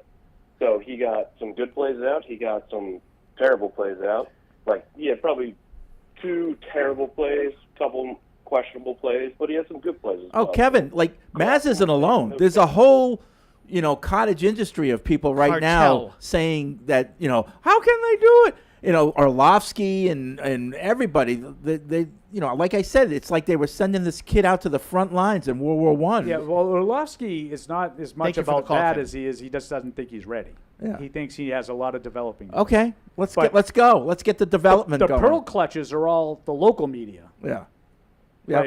Why not Miami? That was a winnable game. Why is the chances to win right the number one criteria as to when to play? You've been pretty consistent, Paul. If he's ready, play him. That's what you've been saying the Yeah. whole time. Now I understand. Like watching that game today, I understand why they were patient. He's not ready. Right. He's not. But like I'm telling you, it's Nuke LaLoosh. You remember like the scene when he hits when the you ball? know Luke LaLoosh. Nuke like after the game and they're talking about him. And like they're the comp. they're going all over his stats and it's like 14 strikeouts, new league record. 13 walks, new league record. Like that's what it was today. Yeah, There right. was enough really good explosive plays that you're like, this is what he does. You see him move around the pocket, he finds Hunter Henry and the bomb at the end of the half, and then you see him just a routine throw over the middle is like 8 miles over the guy's head. Right. There was enough of those today too to understand why they've been reluctant to play him. Deuce, is this a fair question to ask? What's this game look like if Brissett played? Well, it's probably still 14-0 at halftime, and but maybe he doesn't turn it over early, and it's probably like a 28-0 loss instead of a I think it might 42-21. I disagree. I think Really? it would have been like like a lower scoring game that they lost by like 10. Right. Well, but I mean, they but- got to but take with the no two big chance to touchdowns win. out. I don't. No. Right. Chances of winning were the same. Right. Right. I totally agree. Right. But I think they might have lost like 24 to 14. Yeah, you're not giving them points. Yeah. There's it's hard to imagine. Was it the second touchdown drive? Yeah, the one to Hunter Henry. That was almost all passes, right? Yes. Although that's the one that had the There was a lot going on. the scramble throw for the big chunk to Hunter Henry. I think happened on the drive that eventually ended with a Henry touchdown. There's no way that Brissett leads that touchdown drive. 0.0. No way. That would be my only pushback. Is like I feel like on each of their scoring drives, something happened that you probably wouldn't have seen out of Brissett. Like I don't know where the points would have come. Like, he's not throwing that 40-yard touchdown. And 25 of the points that Houston got wouldn't have happened if Brissett had played. And that's what I'm saying. Right. Like, it would have been a low-scoring, closer game yeah. that they similarly, as Fred said, had no chance to win. And that's the thing. Are you willing to give the other team points in order to develop this kid? Right. I think that's like the way a Fred good way to says put that. it. I mean, that is really it. I Can you think sacrifice today right. for a benefit tomorrow? You're just hoping the volume. And though, I would think most speed. fans who want that high draft pick would be all in on that. Sign me The up. question Sign is, me up to watch today's game over any of the the first question five. is the locker room going to be in on that? Well, that's a good question. I think so. I think the locker room's going to be like we are here, and they're going to take the positives. And I also I think it's a kid that got beat up out there, and they like if I'm Jalen Polk, I'm like, damn, I didn't do my part to help my guy today. If I'm the offensive line, I'm saying we got that kid killed. Like, no disrespect to Jacoby Brissett, but like he's a veteran, he's tough, he's big, he can handle it. That's why we got him. And now it's protect Drake. Come on, guys. That was kind of my hope today. Before Ben Brown came in, but my hope was like whoever it was, Scott Peters or Van Pelt or Gerard Mayo, gave them the offensive line the talk, like damn it, no matter what happens, and that's what Parcells did when Bledsoe came in. He got in front of the line. He said, I don't care what you have to do not let them touch this guy. And I think and the proof it worked. But he had better players. He never really got sacked early in his career. No. When Parcells, that wouldn't have happened. But now, when Parcells was but now you have these Bruce Armstrong these in plays. Buffalo. Do you remember that play where he got turnstile by Bruce Smith? Yeah, he got sacked like 18 times or something like that as a rookie. They got sacked 18 times last week. No, I know. But now you have these plays to point to and say, if we protect him, this is what this kid is capable of. Well, listen, there's plenty of film for the May to watch and learn from this game. No, well, for and sure. that's the thing that was funny about Houston countering and scoring a lot quick. It was like he's back on the field again. Like he got a lot of extra plays just because the defense, allowed some of those scoring drives. That's a good so point. It's like the 54-yard touchdown. You're like, back out there. Don't call him out of bounds. Just let it be a touchdown. I just want another. I want another garbage time drive. Right. I know. What did I say when they had that offensive penalty on first down and make a first? Yeah, I said Fred at least they get another play. They got another play. Right. Just accelerate the process. Chad in Boy, Atlanta if we writes. changed. No kidding. Chad in Atlanta writes, sigh. It is what it is. Drake played well at the same time. The defense was missing too many pieces to overcome the short fields that they were having to defend. The penalties once again played too much of a factor. 41 points is unacceptable, but is also understandable, all things considered. I think a little bit of Chad's all over the place on that. Yeah, because I think they're ignoring the why they were on so many short fields. Correct. And they were on short fields because of turnovers by Drake Maye. Like, those are, like, you have to evaluate everything. You can say for his first start, there was a lot to be excited about, but you can't say that was a good performance. No. Like, No. based on the NFL average. He did. You know, but I put him on the good list. Yeah, I didn't say what. Yeah, that's different, and I agree with Fred. Like if this was Derek Carr, you'd be like, that's why he stinks. Right. You'd say that's why he stinks. Right. But He's a tease. Right. It was plus that punt return early. Jeff George. 5 times Houston took over in Patriots territory. 5 Right. times. Right. Poor punt coverage. punt, in that. Probably his worst game today. Yeah. Yeah, that was Baron, not he had a couple By of the way, low ones. Paul, I know I've been harping on this. The golden age of punters continues. Houston's got a weapon, huh? That kid was terrific. Well, the first one was good. Then the rest of them, Okay, I think his hang time was over 5 on at least 3 On of his one of punts. them, a towering He one. shanked one out of bounds in the second half. He did. Gave up some field position there. Alex from Raleigh, North Carolina writes, Maye can play, showed some flashes. Hard for him to do much with defensive linemen in the backfield often. He can move, he can make good throws. Do you all wish he had started from week 1? Yes. Get those I wish he had started. earlier? I wish he started Yes. week 1, but Okay, I don't. that's not revisionist history, right? Like, guys, do you we really can pull think the tape and listen to that? Yeah. Do you really think that he's that much better? He would have been that much better now in week 6 than he would have been week 1. Like, no. So start him week 1. Right. I'm with the panel on the optimism with Drake Maye. I predicted this offseason our first draft pick will be an offensive lineman, but I don't think Vegas would touch that one, correct? No. Yeah, it certainly seems that way. I mean, you'll get some sense next week against Jacksonville where they're going to be picking. I was saying something.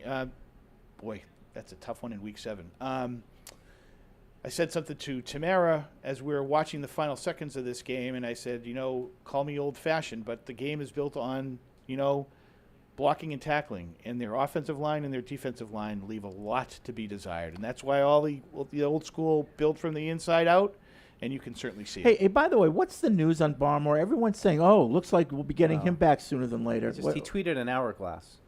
No, so on Friday, Mayo was asked about it, and I believe the question was posed similar to this. Would you say that it's fair to suggest that you think there's a better chance that he could return this year than you did a month ago? And he said, I think that's fair.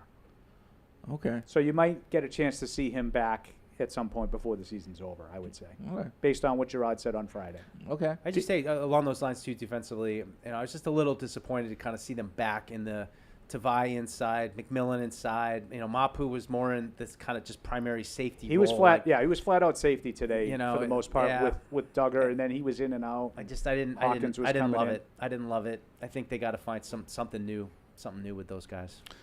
Speaking of which, David from Madrid, Spain writes, I'm very concerned about the problem the defense is having stopping the run. Last week they get a TD by they got a touchdown by just running, and now they give the Texans 192 yards rushing with Mixon, who just came back from injury.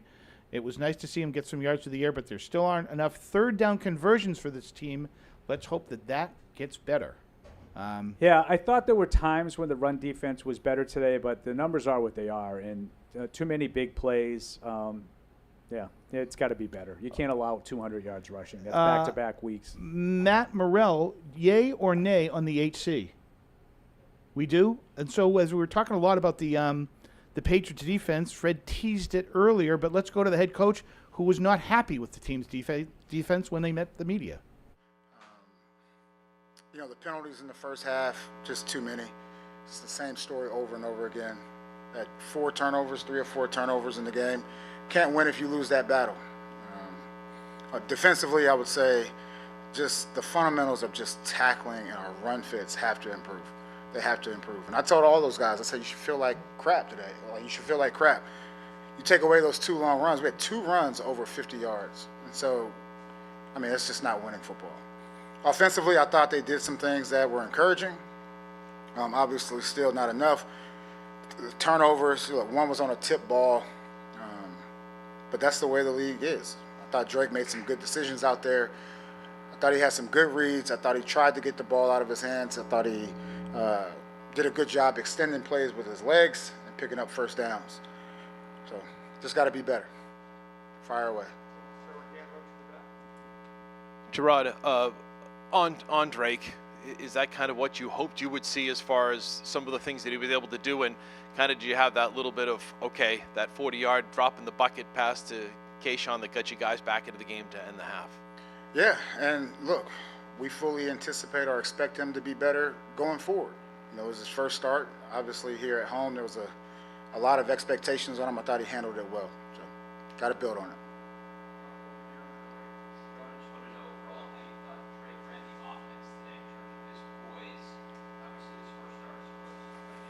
I thought he showed a lot of poise. I thought he went out there and controlled the huddle, got those guys out of the huddle, and once again made some plays. And it's definitely encouraging.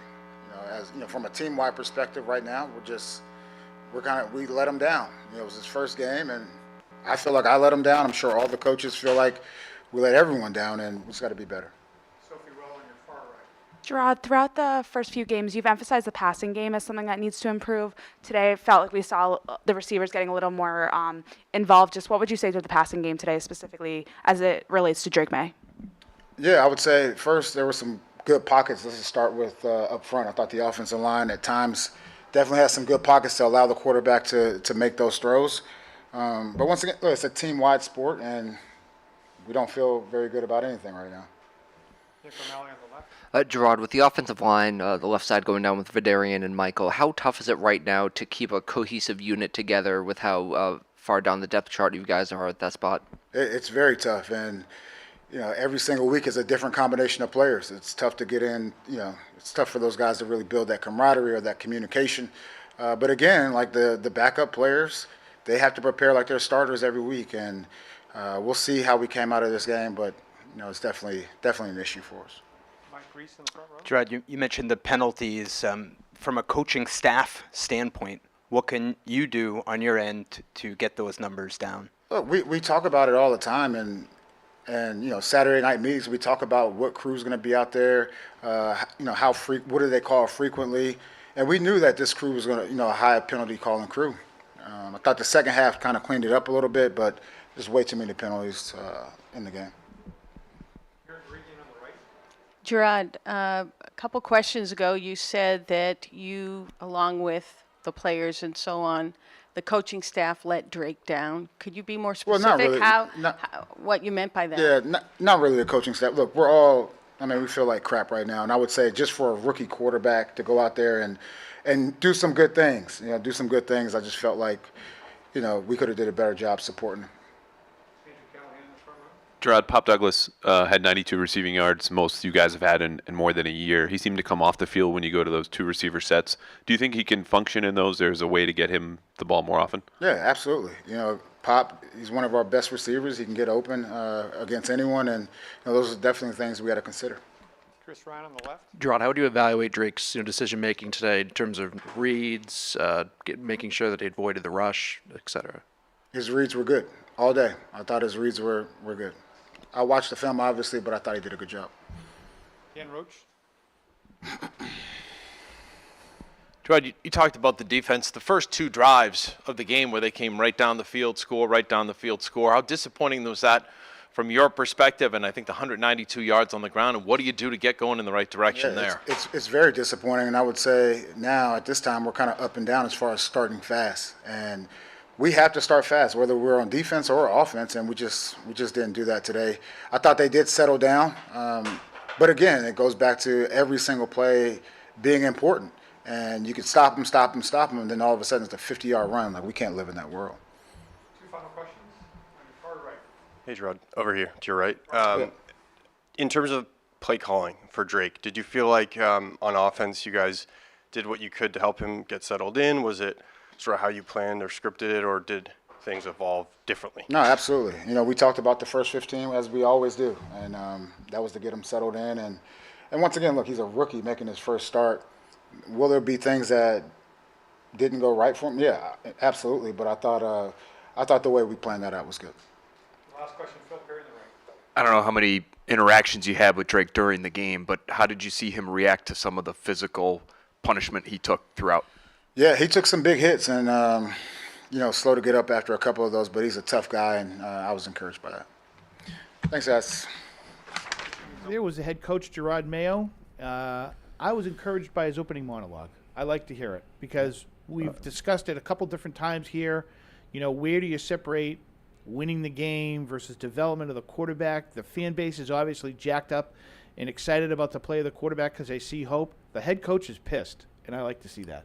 What are you going to do about it? Well, he's got very limited options. Right. Very limited options. Yeah, they just got to play better. I mean, there's no single wand you can wave with these guys, and I mean, unfortunately, with the personnel that they're rolling out there, there's no depth, there's nothing to really tap to change. So, I don't know. They're gonna have struggles against the better teams with this defense this year. It's just kind of a fact of matter. Maybe Barmore comes back and gives them a little bit of a boost, but I think Bentley can't count on that though, no, right? No, not at all. And I think Bentley is maybe the biggest piece of that. And not to say that he would fix everything, but him in the middle, everything he brings in the middle, the tackling, I just think that's the biggest piece right now that they're missing on this defense. And that's just counting the guys that they started the year with. I think they've got a ways to go next year to get more personnel to build this defense up. And you can just judge them by the tremendous amount of churning they're doing in the practice squad and the roster, where there's different defensive linemen picked up, dropped, and everything. It's like, get him out of here. Let's try something else. They're trying, but it's not like. Reggie White's not available on waivers, So these guys are available for a reason, and do they see a spark or something that their coaching staff can maybe get, that it's going to be a slight improvement over what they have? I don't know if it's a direct straight line to it, but I would look at the first couple drives where they couldn't get a stop, and they were just, C.J. Stroud's just like, what we got? And then you started to see a little bit of pressure and a little, Keon White, and then all of a sudden they started getting stops, and then those dry up. I mean, they started blitzing a little bit, and then when Tunsil went out, I do think they got more pressure when they took advantage of that. But I liked there was one third down that I loved with the Christian Ellis and Mapu on a blitz, just doing something a little bit different. There was another one later that it wasn't a blitz per se, but they had, one of those old-time Belichick kind of rushes with 5 guys, but they were dropping different guys and rushing different guys. You don't know who's coming. And they confused them. Right. So I did think that they did some things as this is a good play right here with, you get 2 guys you send, and they get home. That I believe that was a third down, too. That's the only way they're getting pressure is by doing stuff. They got to scheme up pressure. That's what you need to do. Yeah. You need to figure out, Mike and I have talked about this a million times. They don't have a lot of guys. They traded Jude on. Barmore was out. They don't have a lot of guys that are going to win one-on-one matchups. Correct. Nope. So that's what you have to do to get pressure. And they didn't get a lot today, but I do think at times, this is a play that, White affects that pass, and that leads to an incomplete pass on a third down. Those are the plays. They need more of those. Yeah, but that's right to your point. I mean, Christian Ellis is probably coming in this year, special teamer. Blitzing a special teamer on defense. And how many snaps does he play today? Reese will have it in the morning, but he played a lot. Played more than I think the coaching staff would have. He's been one of their third down coverage linebackers. Correct. I mean, ever since they lost Bentley. Correct. Let's see. The TPX hotline is 855-PATS-500. Eldred in North Carolina has been waiting patiently. You're next on the Patriots postgame show. Eldred, hello. Hey, fellas, how y'all doing? Great. How are you? Meh. I'm okay. Little encouraged, little fast. I like that. Mad at the defense, but it's like what I saw in North Carolina. He's good deep. It's the short stuff, but he ain't got his feet set because he's trying to do things. But Fred, I'm with you. Let him play, darn it. If he makes mistakes, at least he'll learn from them. Yep. Just take the training wheel off. Yep. I didn't like the last 2 minutes. I would have thrown it in the end zone. At least try to get another touchdown. Well, you didn't want to it's.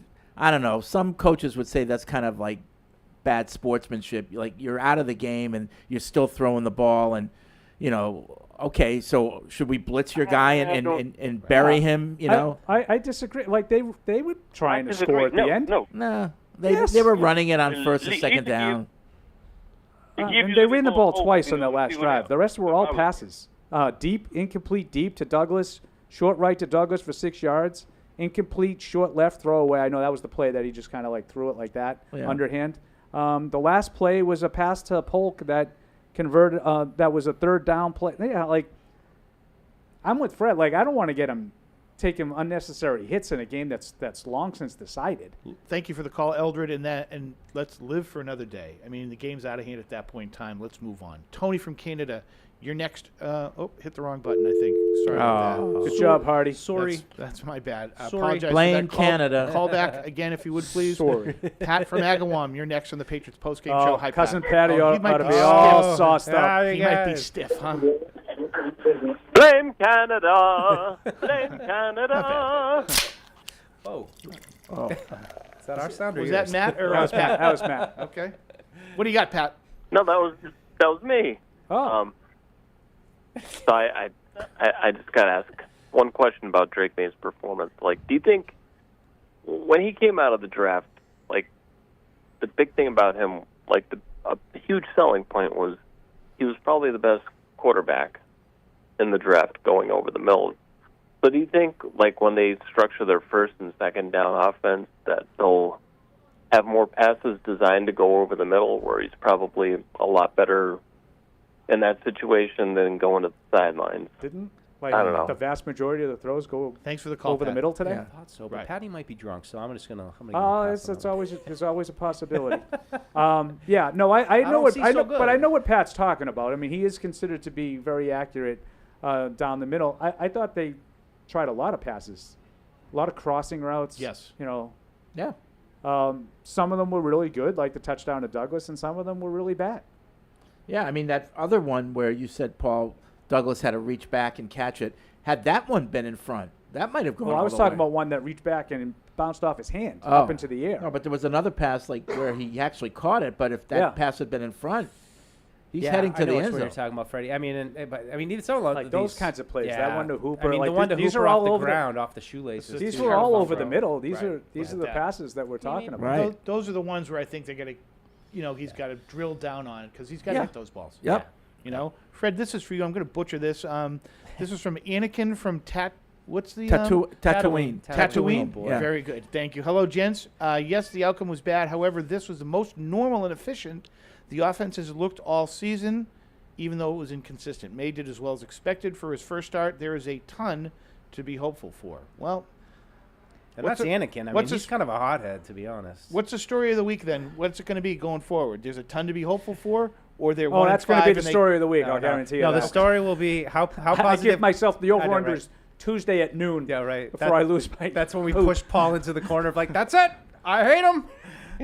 He's not. They're good. not going to do it to me, Mike. But here's the thing about They're Paul. not doing it to me. Here's the thing about Paul. If all the fans were really, really upset today, he'd Paul would he'd be like, pick 'em "Wait a up. minute, He'd this pick is 'em plenty up. to be He's excited the about." No, to the I'll end. give you an example. Like, someone tweeted Evan at the half, ripping Maye for his footwork on the touchdown pass to Booty.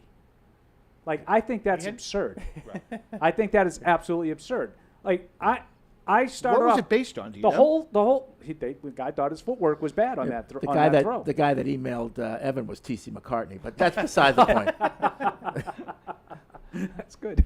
Ball knower. But I spent Matt and I came down, we opened the show, and we both agreed, like, there's a lot to be excited about.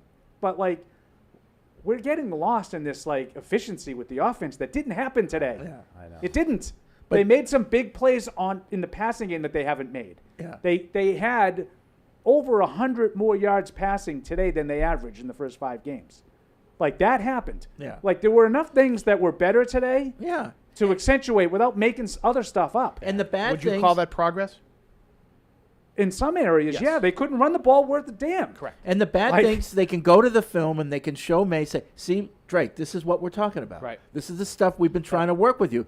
But now he's doing it in live action, and nothing. you'll learn faster. And- I promise. But there were everyone. also enough plays that, like, just sort of unfolded, and the throws were just bad. Yeah. Like, there were enough of those today, too. I think people are just ignoring those. Oh, yeah. All right, so and they're Fred- only talking about the good ones. I can't believe it took me this long to think of this question for you, but just listen to your voice here for a second. Are you pissed? Do you think that they wasted 5 games? I'm not pissed. You know, but I was it a missed I don't opportunity? yes, I don't see why they didn't start him earlier. Okay. Yeah, that's just me. But again, we talk about this. We've been talking about this in September on Unfiltered. We don't know what the coaches know. Like, maybe, this week he was light years better than light years more ready than he was week 1. Yeah. For some reason, like whatever they've been working with him in the classroom, and maybe in week 1, like, he had absolutely no clue. We don't know that. I doubt it, but it's a possibility. So that's why I'm not pissed. So I know that this is an unfair hypothetical because it's impossible. If he played exactly the way he did today, all of the other games, the first 5 games, what do you think the record would be? if he played exactly the way he played today, all those games, I think the record, they'd be lucky to be 1-5. Yeah. Okay. So that's what I think too, and I know that's unfair because, I mean, it would stand Is to 2 and reason. 4 out of question? But If all he those played other like- if games, he they didn't played have the today, turnovers. They were -3 in the turnovers. Right. Yes, I think 2 and 4 would be out of the question. That's why. But I would say, like, to be fair, that's why I said it's an unfair hypothetical. Yeah. Because anybody could rightly expect the guy playing in his first game is going to be better in his 5th and 6th game. Right. Like, that's just natural progression. You hope. You hope. Yeah. Now, some guys don't get better, but you hope that this guy will get better and won't turn the ball over 3 times, 5 straight games. If that happens, something tells me when we're doing the post-game show after the 5th straight game of 3 turnovers, it's going to be a little bit of a different tune. Right. Right? Right.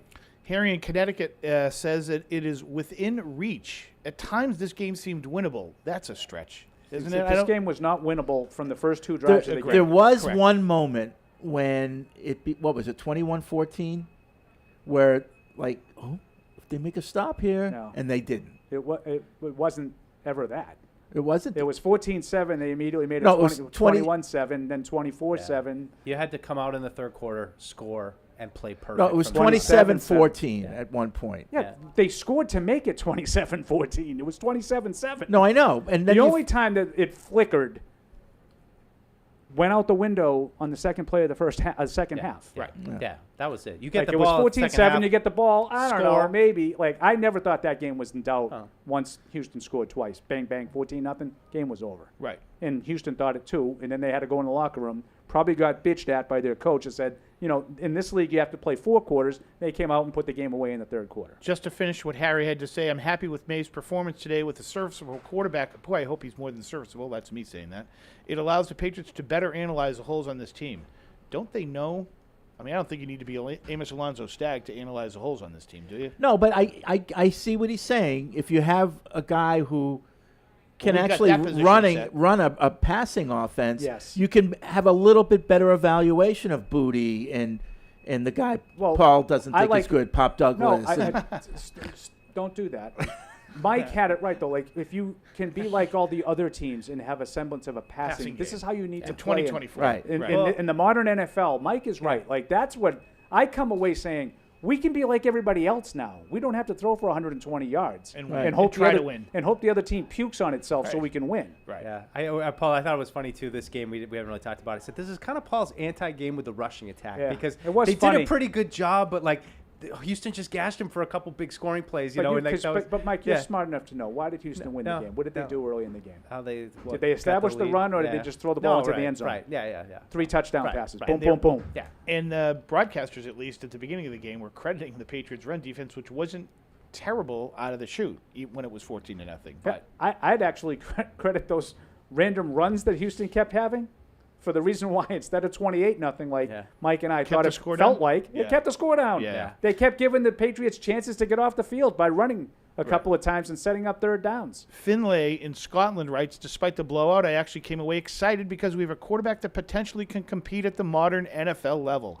Yeah. I love that Paul is I'm in my on this. brain saying May shouldn't be on the good or bad list, but Fred is my heart saying we got our guy. All in caps. We got our guy. I'm in. All in caps. Yeah, I'm in. There's a ceiling there that you want to see him try to get to. Like that's what's exciting. It doesn't feel like every week with him. I mean, he's got to progress, but it doesn't feel like even if he plays well, it's like everything's got to go perfect around him. Correct.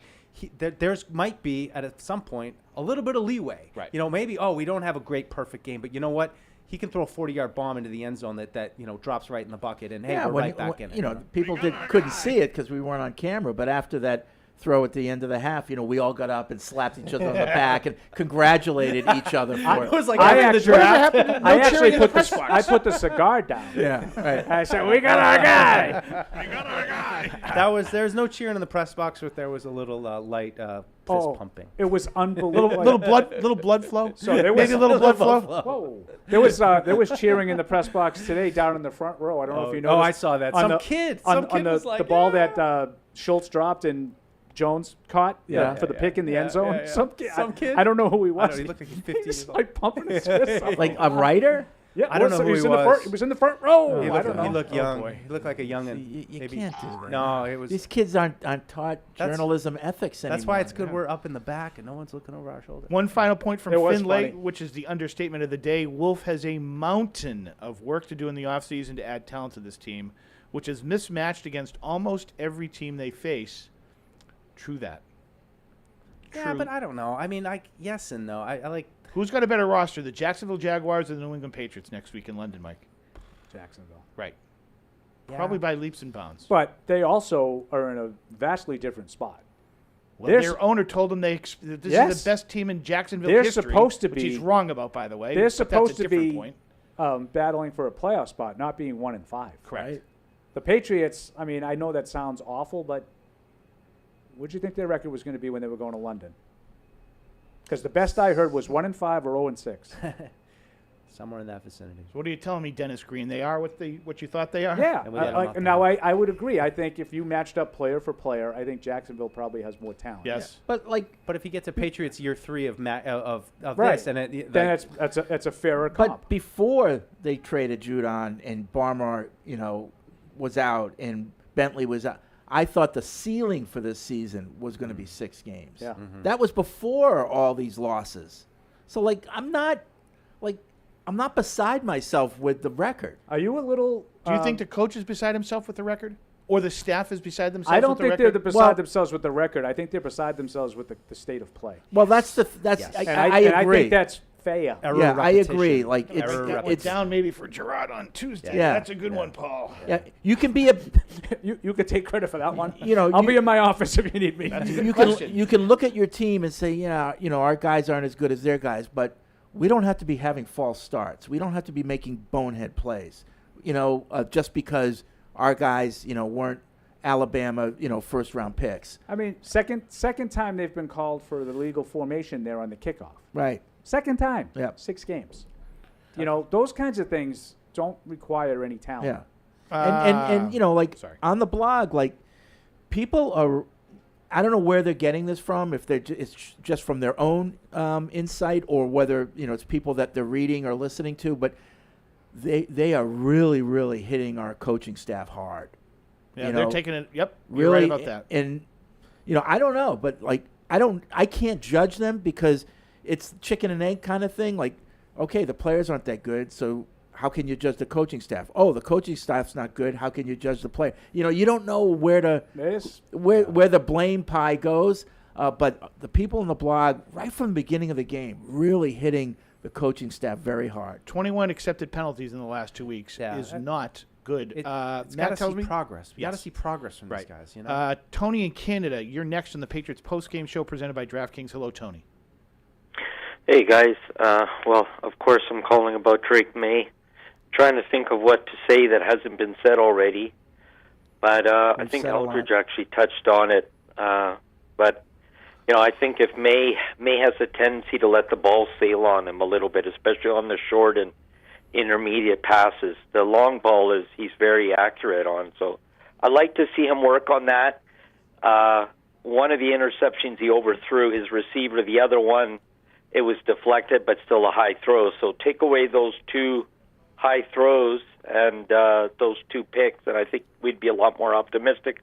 I'm happy to see Drake Maye in. So that's all I have for today, guys. Thanks All for right, the call, Tony. Tony. Yep. And that's a good point. And where he missed today, I think he missed high by and large. He did. He missed high on a lot more than 1 or 2. Yep. That's all release. Yep. That's exactly what we saw in the preseason. I think we said it on the pregame show.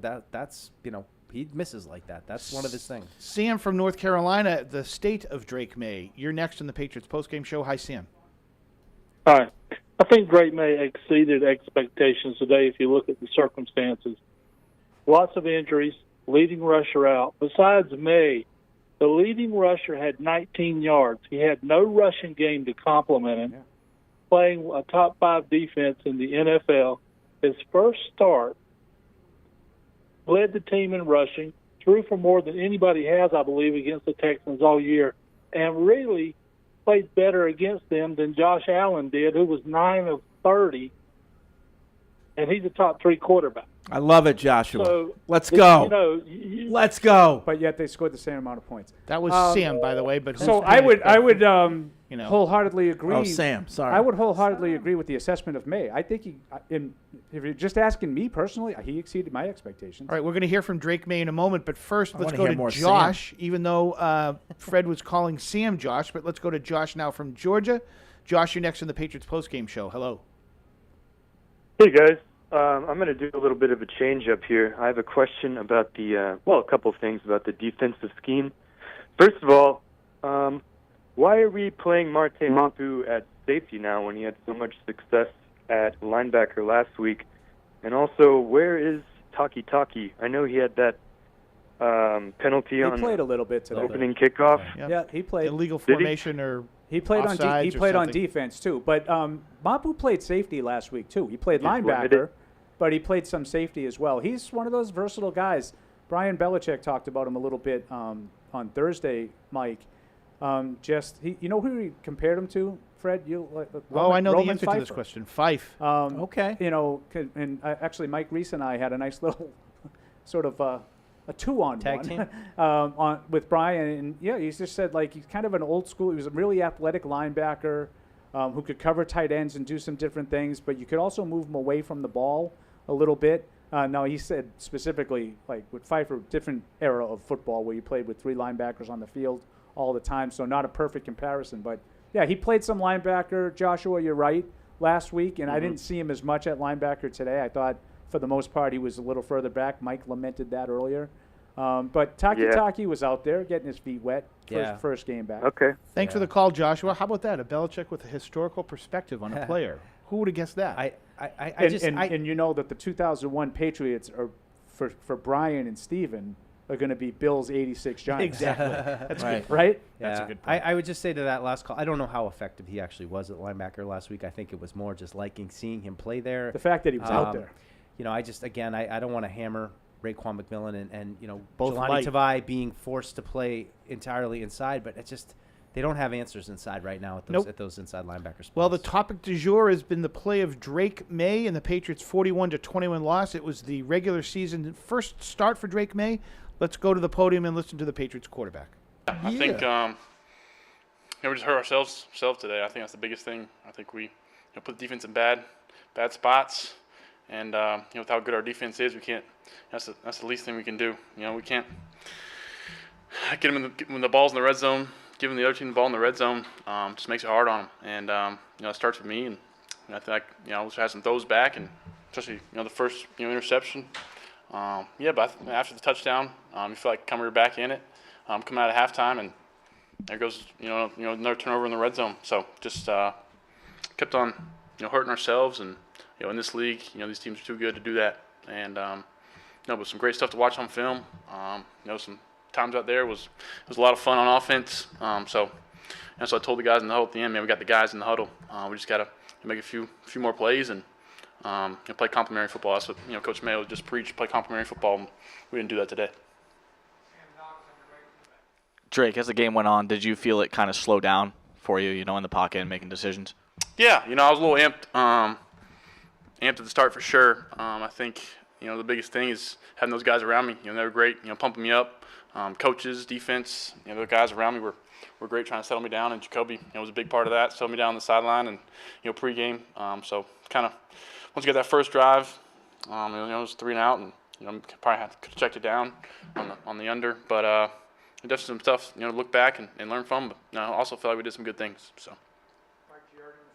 Drake, you mentioned the interception, the first one. What sort of happened there? What take us through? Yeah, pretty simple. Pop over the middle and hit him a few other times, and wasn't to that last one where he scored that I hit him in stride. So just gotta make better throws.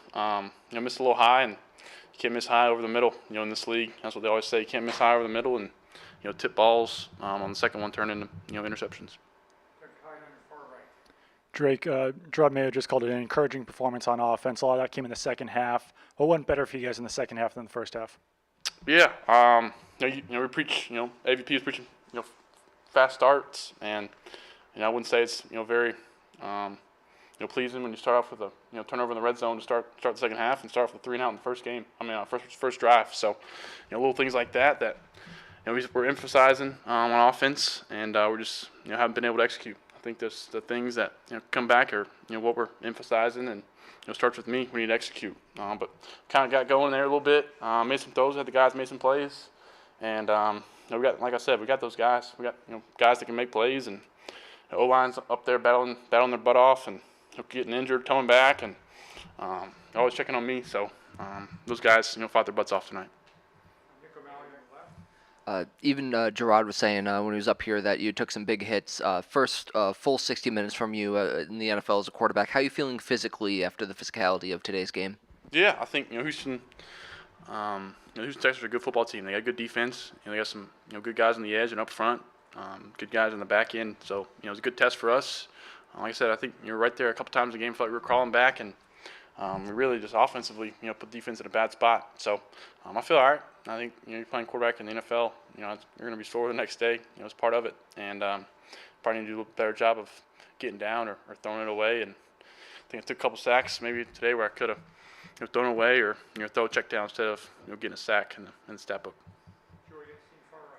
Drake, you mentioned you were amped at the beginning before settling down. What was the sideline like when you were coming back? What were some of the conversations you were having, and how was Jacoby helping during that time, if at all? Yeah, no, he's saying we're good. We're good. They went down there, and scored on the first possession, so it puts a little pressure on you. I think it's always a little pressure when they, score first and make it 7-0. So just settle down and trust the guys around me, and you got to be able to run the football a little bit too. I think, we preach that, and run the football in this league is how you help. And getting in, third and long too much, I feel like today. And it starts with me and, making better throws and decisions on first and second down.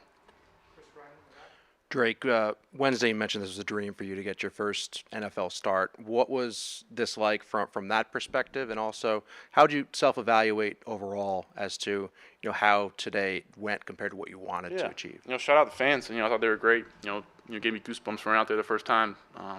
And they stayed, basically almost the whole way through, cheering, and it was pretty sweet to be out there in the Reds. But like I said, I think didn't come out with the win, and that's kind of the goal. Especially in your first start, you want to come out with the win. That'd be something pretty special. So got to be able to watch the tape and learn from it and bounce back. And so we got a long flight, so get ready for playing overseas. Yeah, along those lines, there's no denying this is one of the biggest days in your life. I mean, that's a fact. It's also a fact that your team lost convincingly.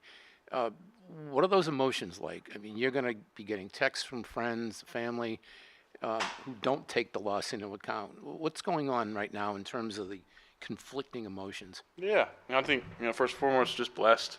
Thank the good Lord. I'm in a great spot. With the Patriots here and playing quarterback in the NFL. Most of my friends and family after a loss, they're still worried more about the loss than kind of encouraging plays. That's kind of the people I'm around. We care about winning, and just hate losing. So that's the big thing. I think there's some good things to take away from it, today. And I think back to Coach Maye, we got to play complementary football, and we haven't done that. Drake, can you describe your mindset during the 2-minute drill before halftime?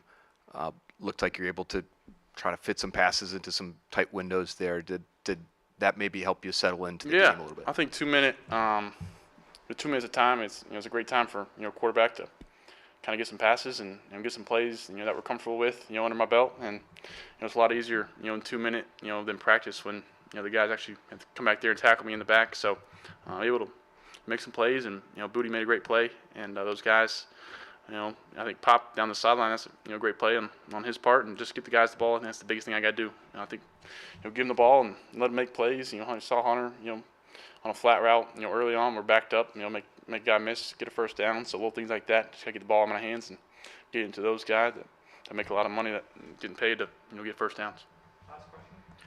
Drake, right here. Could you just walk us through your 40-yard touchdown pass to Jalen Polk, and doing it in a game as opposed to a practice? How much did that help your confidence today? You mean Booty? I'm sorry. To Booty. Yeah, you're good.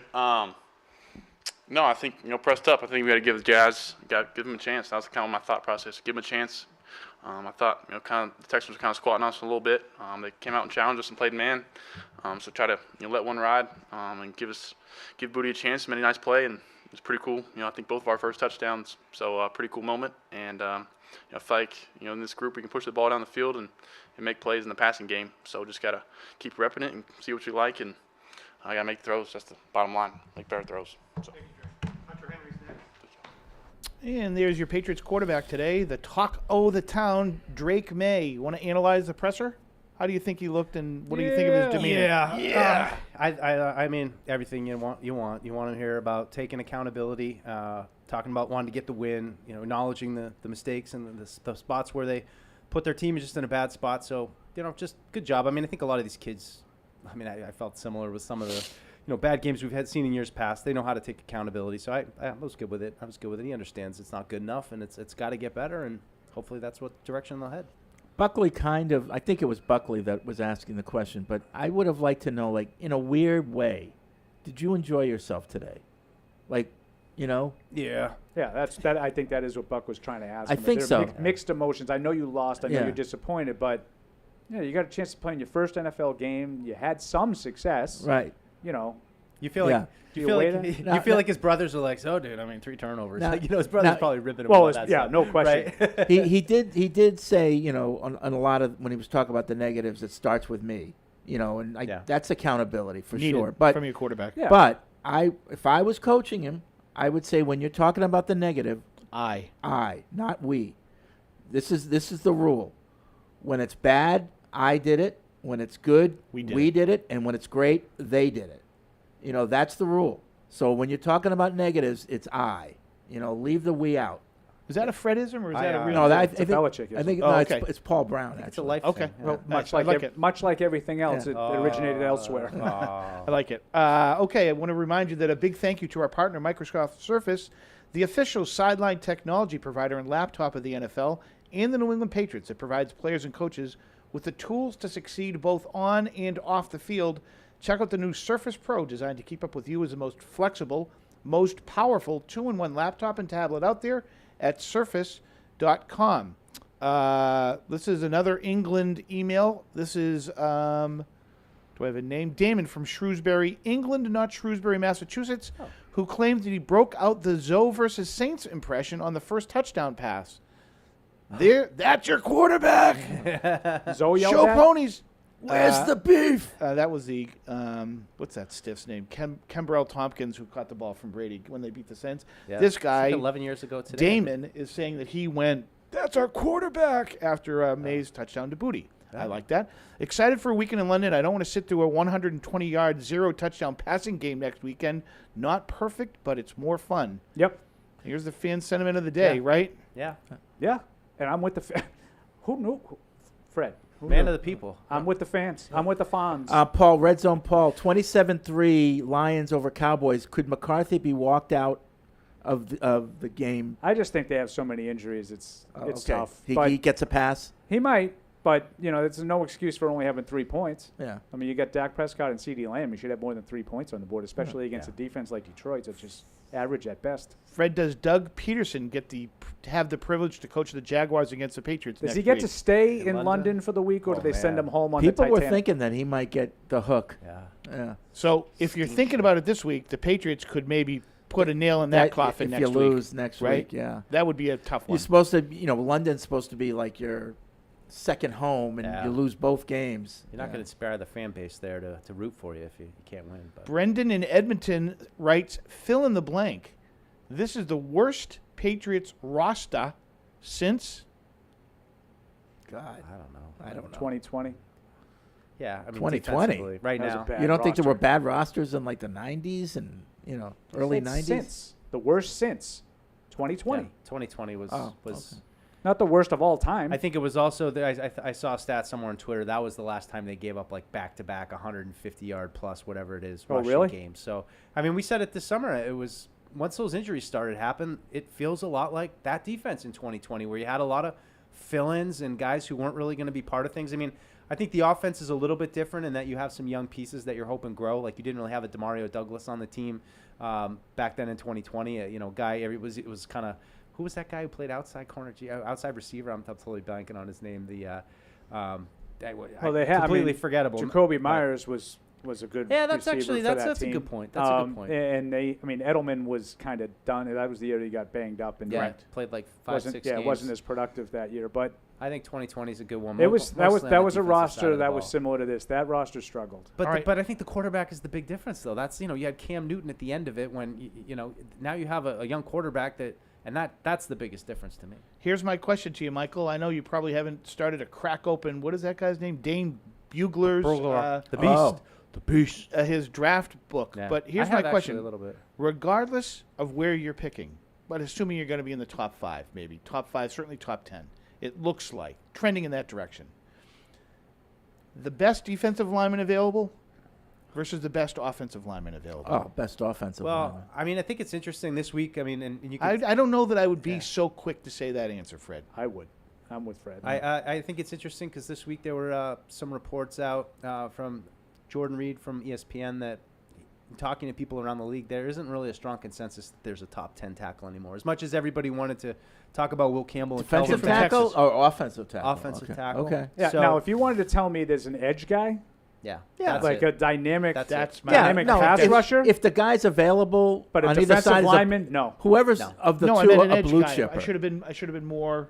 Yeah. Now I would rather Should've have been a more clear. I would rather have a tackle, but if I'm like I don't know if there's like a game wrecker, Right. Know. Yeah. Kitty Well, Anderson. you have But is Von Miller if Von Miller's in this draft class, then I would right. certainly think about that. But that's a dynamic, athletic Right. edge guy. Right. Kayvon Thibodeau a couple years ago was like the 5th pick, I think. Will Anderson. Yeah, well, those kinds of guys I would think about. I don't think those aren't defensive linemen. No, but if I there's should a, have been more clear. But that's. I just wanted to make it clear, like if people are listening, Yeah. like Paul doesn't want Von. No, I would absolutely be with Matt. Yeah, I would no, absolutely be with Matt. But if there's a blue chip talent available, take him. Yeah, whatever position. I think that there might be that kind of player, but I mean, I look at it. There's 5 key positions to me in the NFL. You need to check the boxes of. It's wide receiver, quarterback, defensive end, cornerback, and left tackle. And I think they have one of them in the cornerback, and I think they might have the 2 in the corner. So you got to find the other 3. You got to find an edge rusher who's a game changer.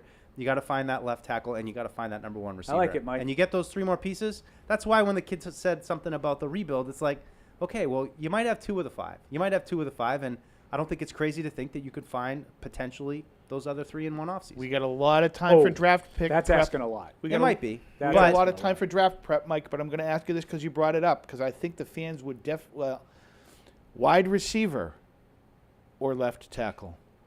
Again, if one of them's a blue chipper, you take that Travis Hunter from Colorado. Left tackle. Yeah, I don't I wouldn't know. even. He To me, it's scares not even a decision. Like as you know, I'm an offensive lineist. Right. Right. Do that on your own time. You cannot function in offense until they get some semblance of pass protection. Right. It's so I always say it's never going to be that bad. Well, this year it's been that bad. Like every 3 dropbacks, they have absolutely no chance to complete a pass. Yeah. And until that changes, I don't care if you have Travis Hunter or whoever else out there. You need to find a way to shore up your offensive line. Now, if Mike's right, if Will Campbell's no longer a top 10 pick, then trade down. Right. Yeah, that's what I was going to Yep. say. That's what I was going to say. Hope somebody that's why needs a quarterback. If you're at 3 overall and there isn't that generational pass rusher or generational tackle, now this lines up to trade down. You got this is supposedly a pretty good depth-wise edge rusher draft. So if you could hit Will Campbell at 10 and then maybe near the end of the first, you're going to get another guy, and then you've still got your other pick early in the second round. I mean, that's, now you're really talking. It's not quite what Houston did last year, but it's in the same universe of, hitting on multiple top round kind of kids that you need. As we wind down, let's go to Mike on the Jersey Shore. You'll be the last caller this evening. Mike, welcome to the Patriots Postgame Show presented by DraftKings. Hello, Mike. Hey, guys. So I'll make it quick since it's the end. So I think everybody's kind of had the census, what you saw from the quarterback, which I think we should have seen on day 1. But my question to you guys, and I'm going to leave it at this, what are the next 2 things you want to see with him the next week going forward? Tell me 2 things that you think he needs, that you want to see him improve on. Great question, and I can handle at least one of them. Accuracy. Accuracy, and don't turn it over. Yeah, that's it. Sky less passes and turn the ball over Yeah, less. I would say I'd like to see him make more plays that aren't the first read and less plays with his legs. He set a bar. It was exciting. They lose 41-21 to the Patriots due to the Houston Texans, but Drake Maye set a bar. Now I think the expectation is we want to see improvement every single week. And put right? that on the coaching staff overall as part Development. of that development. We need Yeah. the team to stop It's the most making critical the thing. mistakes, and we especially need Drake Maye to make the progress. Right. The Patriots lose today to drop to 1-5. They lose to the Houston Texans, who go to 5-1 on the year by a 41-21 score in a relatively impressive debut for Drake Maye. That'll do it for us here at Gillette Stadium. For Chris Judge and for Josh Davis, for Matt Morrell, Matt Lepan, Paul Perillo, Fred Kirsch, Tamara Brown, and Mike Dussault, I'm Matt Smith. Have a great week, everybody. We'll be across the pond, mate, next week. Thank you for downloading this podcast. Subscribe on Apple, Google Play, and everywhere else you listen. Like the show? Please rate and review us. Listener comments and ratings help keep us high in the podcast rankings so new listeners can find us. Be sure to check Patriots.com for more news and more podcasts.